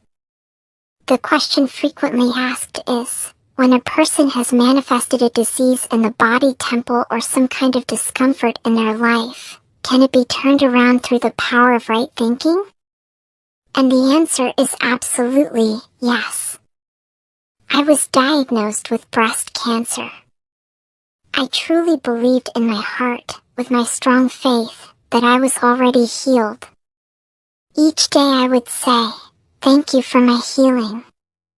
On and on I went. Thank you for my healing. I believed in my heart I was healed. I saw myself as if cancer was never in my body. One of the things I did to heal myself was to watch very funny movies. That's all we would do, was just laugh, laugh, and laugh. We couldn't afford to put any stress in my life, because we knew stress was one of the worst things you can do while you're trying to heal yourself. From the time I was diagnosed to the time I was healed was approximately 3 months. And that's without any radiation or chemotherapy. This beautiful and inspiring story from Kathy Goodman demonstrates 3 magnificent powers in operation. The power of gratitude to heal, the power of faith to receive, and the power of laughter and joy to dissolve disease in our bodies. Kathy was inspired to include laughter as part of her healing after hearing about the story of Norman Cousins. Norman had been diagnosed with an incurable disease. The doctors told him he had just a few months to live. Norman decided to heal himself. For 3 months all he did was watch funny movies and laugh, laugh, laugh. The disease left his body in those 3 months, and the doctors proclaimed his recovery a miracle. As he laughed, Norman released all negativity, and he released the disease. Laughter really is the best medicine. We all come with a built-in basic program. It's called self-healing. You get a wound, it grows back together. You get a bacterial infection, the immune system comes and takes care of those bacteria, and heals it up. The immune system is made to heal itself. Disease cannot live in a body that's in a healthy emotional state. Your body is casting off millions of cells every second, and it's also creating millions of new cells at the same time. In fact, parts of our body are literally replaced every day. Other parts take a few months, other parts a couple of years. But within a few years we each have a brand new physical body. If our entire bodies are replaced within a few years, as science has proven, then how can it be that degeneration or illness remains in our bodies for years? It can only be held there by thought, by observation of the illness, and by the attention given to the illness. Think thought of perfection. Think thoughts of perfection. Illness cannot exist in a body that has harmonious thoughts. No, there is only perfection, and as you observe perfection you must summon that to you. Imperfect thoughts are the cause of all humanity's ills, including disease, poverty, and unhappiness. When we think negative thoughts we are cutting ourselves off from our rightful heritage. Declare and intend, I think perfect thoughts. I see only perfection. I am perfection. I banished every bit of stiffness and lack of agility right out of my body. I focused on seeing my body as flexible and as perfect as a child's, and every stiff and aching joint vanished. I literally did this overnight. You can see that beliefs about aging are all in our minds. Science explains that we have a brand new body in a very short time. Aging is limited thinking, so release those thoughts from your consciousness and know that your body is only months old, no matter how many birthdays you have chalked up in your mind.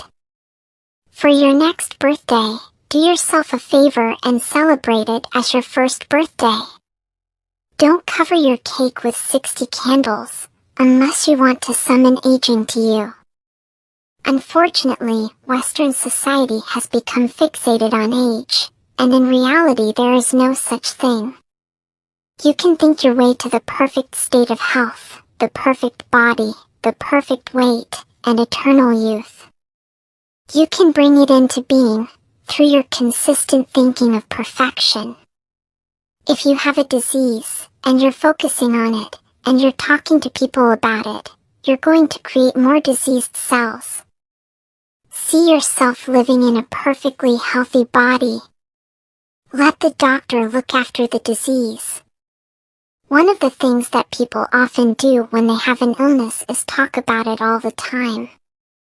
That's because they're thinking about it all the time, so they're just verbalizing their thoughts. If you are feeling a little unwell, don't talk about it, unless you want more of it. Know that your thought was responsible and repeat as often as you can. I feel wonderful. I feel so good, and really feel it. If you are not feeling great and somebody asks you how you are feeling, just be grateful that that person has reminded you to think thoughts of feeling well. Speak only the words of what you want. You cannot catch anything unless you think you can, and thinking you can is inviting it to you with your thought. You are also inviting illness if you are listening to people talking about their illness. As you listen, you are giving all of your thought and focus to illness, and when you give all of your thought to something, you are asking for it. And you are certainly not helping them. You are adding energy to their illness. If you really want to help that person, change the conversation to good things, if you can, or be on your way. As you walk away, give your powerful thoughts and feelings to seeing that person well, and then let it go. Let's say you have two people, both stricken with something, but one chooses to focus on joy. One chooses to live in possibility and hopefulness, focusing on all the reasons why she should be joyful and grateful. Then you have the second person. Same diagnosis, but the second chooses to focus on the disease, the pain, and the woe is me. When people are completely focused on what's wrong and their symptoms, they will perpetuate it. The healing will not occur until they shift their attention from being sick to being well. Because that's the law of attraction. Let us remember, so far as we can, that every unpleasant thought is a bad thing literally put in the body. Happier thoughts lead to essentially a happier biochemistry. A happier, healthier body. Negative thoughts and stress have been shown to seriously degrade the body and the functioning of the brain, because it's our thoughts and emotions that are continuously reassembling, reorganizing, recreating our body. No matter what you have manifested in regards to your body, you can change it, inside and out. Start thinking happy thoughts and start being happy. Happiness is a feeling state of being. You have your finger on the feeling happy button.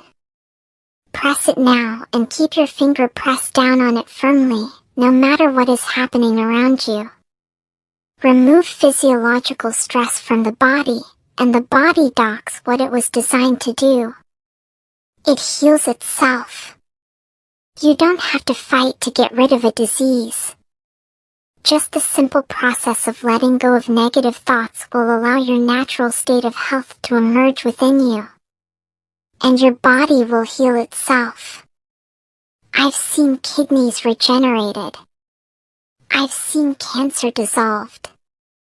I've seen eyesight improve and come back. You don't have to fight to get rid of a disease. Just the simple process of letting go of negative thoughts will allow your natural state.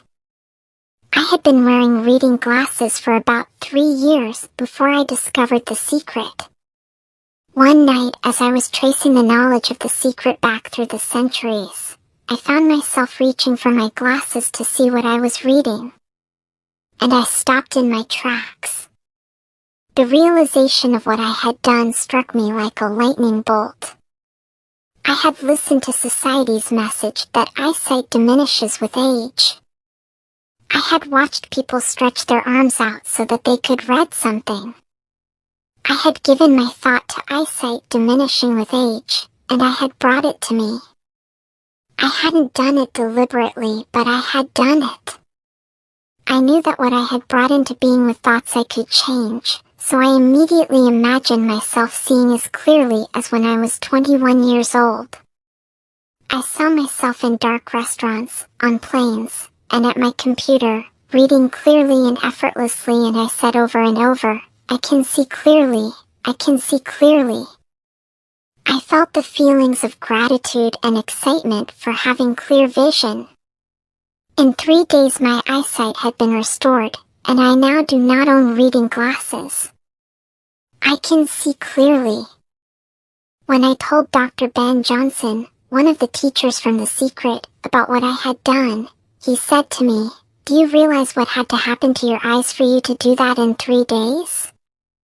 I replied, "No, and thank goodness I didn't know, so that thought was not in my head.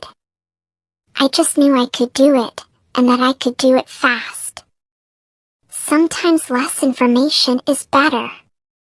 Dr. Johnson eliminated an incurable disease from his own body, so the restoration of my eyesight seemed like nothing to me, compared with his own miracle story. In fact, I expected my eyesight to come back overnight, so 3 days was no miracle in my mind. Remember, time and size do not exist in the universe. It is as easy to heal a pimple as a disease. The process is identical. The difference is in our minds. So if you have attracted some affliction to you, reduce it in your mind to the size of a pimple, let go of all negative thoughts, and then focus on the perfection of health. Nothing is incurable. I believe and know that nothing is incurable. At some point in time, every so-called incurable disease has been cured. In my mind, and in the world I create, incurable does not exist. There is plenty of room for you in this world, so come join me and all who are here. It is the world where miracles are everyday occurrences. It is a world overflowing with total abundance, where all good things exist now, within you. Sounds like heaven, doesn't it? It is. You can change your life and you can heal yourself. My story begins on March 10, 1981. This day really changed my whole life. It was a day I'll never forget. I crashed an airplane. I ended up in the hospital completely paralyzed. My spinal cord was crushed. I broke the first and second cervical vertebrae. My swallowing reflex was destroyed. I couldn't eat or drink. My diaphragm was destroyed. I couldn't breathe. All I could do was blink my eyes. The doctors, of course, said I'd be a vegetable the rest of my life. All I'd be able to do is blink my eyes.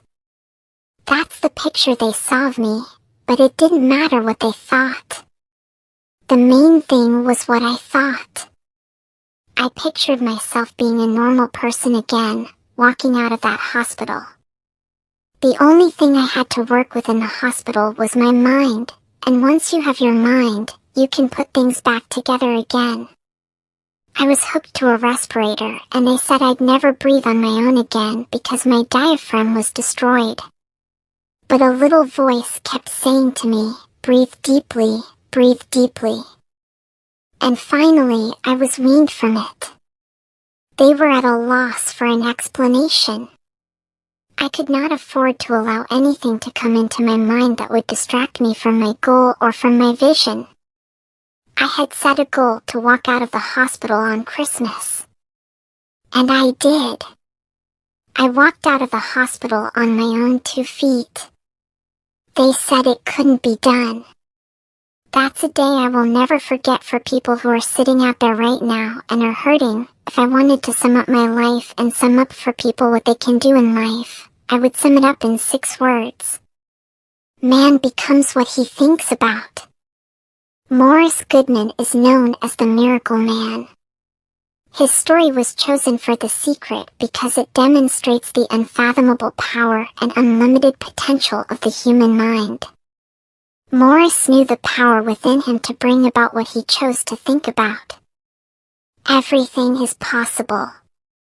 Morris Goodman's story has inspired thousands of people to think, imagine, and feel their way back to health. He turned the greatest challenge of his life into the greatest gift. Since the film The Secret was released, we have been inundated with miracle stories of all types of diseases dissolving from people's bodies after they watched The Secret. All things are possible when you believe.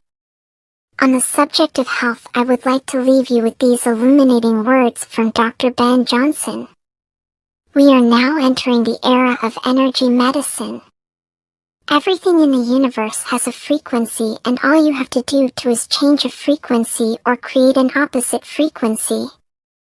That's how easy it is to change anything in the world, whether that's disease or emotional issues or whatever that is. This is huge. This is the biggest thing that we have ever come across. Secret summaries. The placebo effect is an example of the law of attraction in action. When a patient truly believes the tablet is a cure, he receives what he believes and is cured. Focusing on perfect health is something we can all do within ourselves, despite what may be happening on the outside. Laughter attracts joy, releases negativity, and leads to miraculous cures. Disease is held in the body by thought, by observation of the illness, and by the attention given to the illness. If you are feeling a little unwell, don't talk about it, unless you want more of it. If you listen to people talk about their illness, you add energy to their illness. Instead, change the conversation to good things, and give powerful thoughts to seeing those people in health. Beliefs about aging are all in our minds, so release those thoughts from your consciousness. Focus on health and eternal youth. Do not listen to society's messages about diseases and aging. Negative messages do not serve you. The secret to the world. People have a tendency to look at the things that they want and say, yes, I like that, I want that. However, they look at the things that they don't want and they give them just as much energy, if not more, with the idea that they can stamp it out, they can eliminate it, obliterate it. In our society, we've become content with fighting against things. Fighting against cancer, fighting against poverty, fighting against war, fighting against drugs, fighting against terrorism, fighting against violence. We tend to fight everything we don't want, which actually creates more of a fight. Anything we focus on we do create. So if we're really angry, for instance, at a war that's going on, or strife, or suffering, we're adding our energy to it. We're pushing ourselves, and that only creates resistance. What you resist persists. The reason that what you resist persists is because if you're resisting something, you're saying, no, I don't want this thing, because it makes me feel this way, the way I am feeling right now. So you're putting out a really strong emotion of, I really don't like this feeling, and then it comes racing towards you. Resistance to anything is like trying to change the outside pictures after they have been transmitted. It's a futile pursuit. You have to go within and emit a new signal with your thoughts and feelings to create the new pictures. As you resist what has appeared, you are adding more energy and more power to those pictures you don't like, and you are bringing more of them at a furious rate. The event or circumstances can only get bigger, because that is the law of the universe. The anti-war movement creates more war. The anti-drug movement has actually created more drugs. Because we're focusing on what we don't want, drugs. People believe that if we really want to eliminate something, focus on that.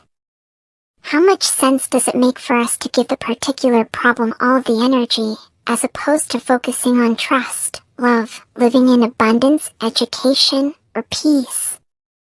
Mother Teresa was brilliant.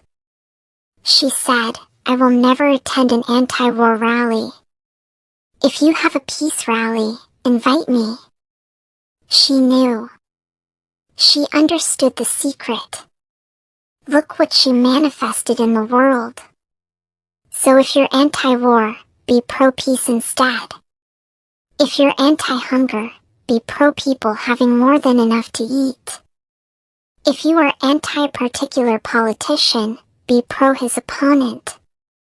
Often elections are tipped in favor of the person that the people are really against, because he's getting all the energy and all the focus. Everything in this world began with one thought. The bigger things get bigger because more people give their thoughts to it after it has appeared. Then those thoughts and emotions keep that very event in our existence, and make it bigger. If we took our minds off it and focused instead on love, it could not exist. It would evaporate and disappear. Remember, and this is one of the most difficult as well as most wonderful statements to grasp. Remember that no matter what the difficulty is, no matter where it is, no matter who is affected, you have no patient but yourself. You have nothing to do but convince yourself of the truth which you desire to see manifested. It's okay to notice what you don't want, because it gives you contrast to say, this is what I do want. But the fact is, the more you talk about what you don't want, or talk about how bad it is, read about that all the time, and then say how terrible it is, well, you're creating more that you cannot help the world by focusing on the negative things. As you focus on the negative events of the world, you not only add to them, but you bring more negative things into your own life at the same time. When the pictures have appeared of something you do not want, it is your cue to change your thinking and emit a new signal. If it is a world situation, you are not powerless. You have all the power. Focus on everybody being in joy.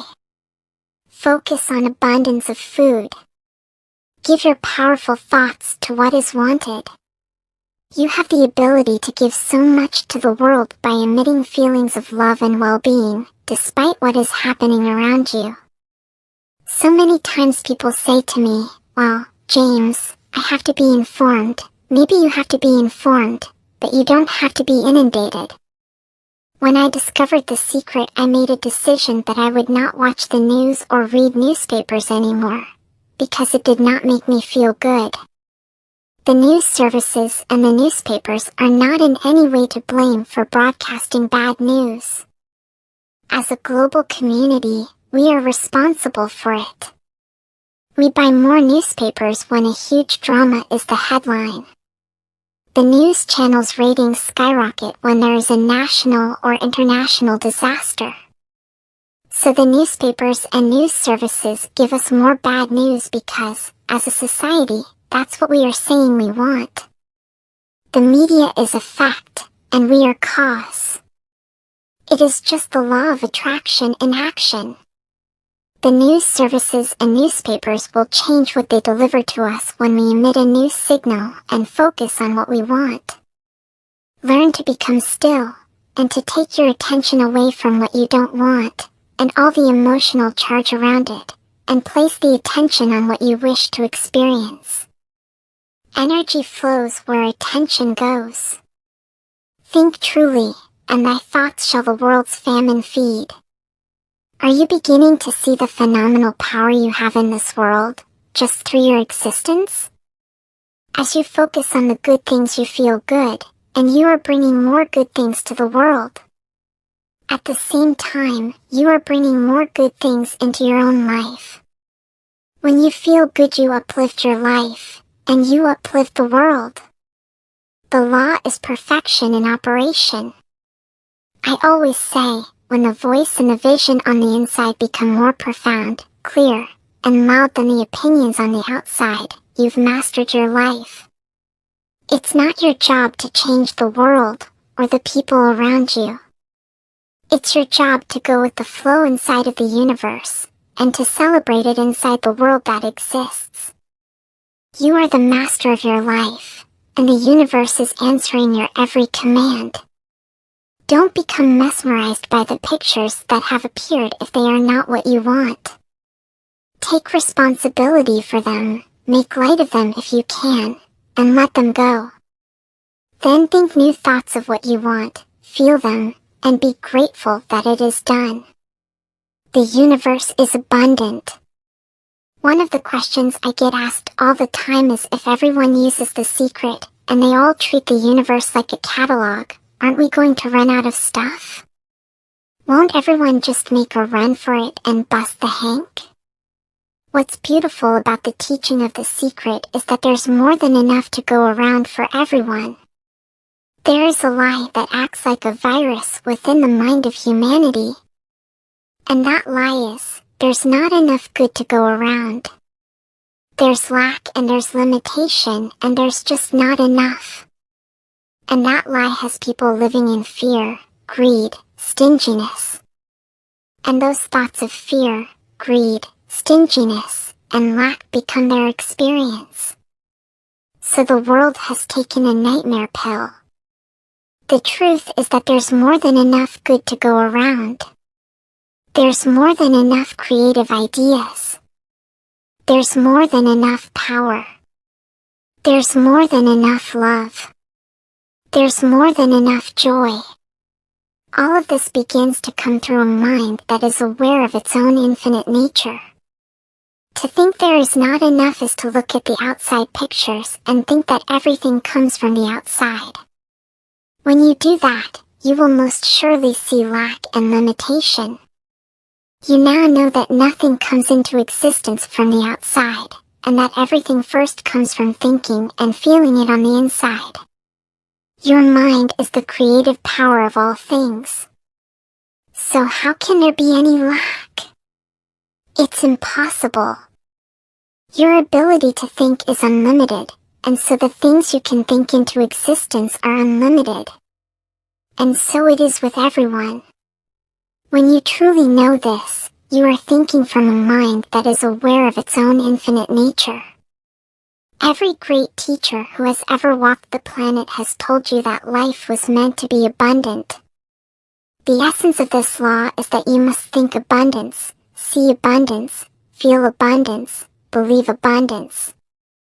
Let no thought of limitation enter your mind.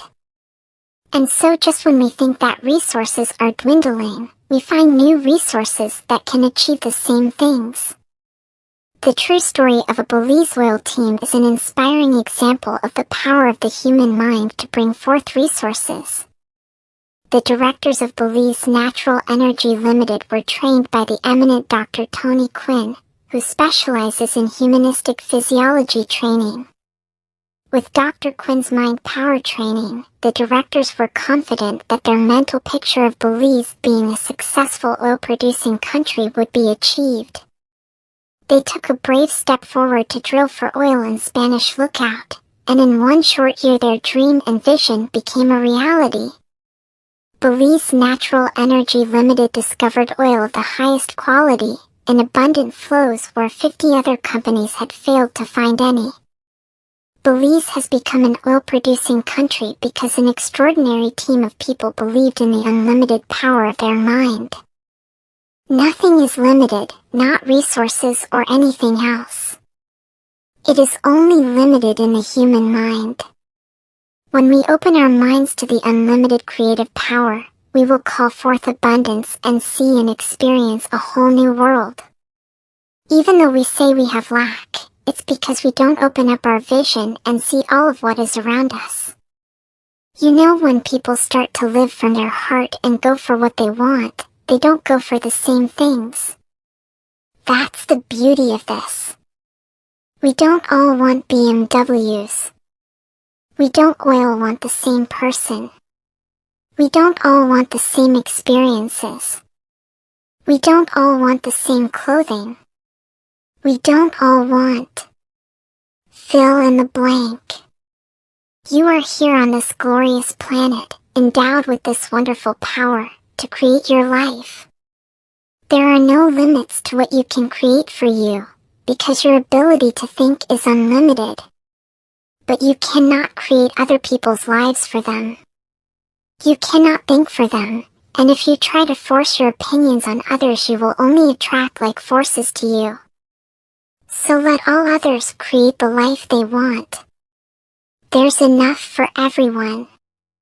If you believe it, if you can see it, if you act from it, it'll show up for you. That's the truth. If you have any lack, if you are prey to poverty or disease, it is because you do not believe or do not understand the power that is yours. It is not a question of the universal giving to you. It offers everything to everyone, there is no partiality. The universe offers all things to all people through the law of attraction. You have the ability to choose what you want to experience. Do you want there to be enough for you and for everyone? Then choose that and know, there is abundance of all things. There is an unlimited supply. There is so much magnificence.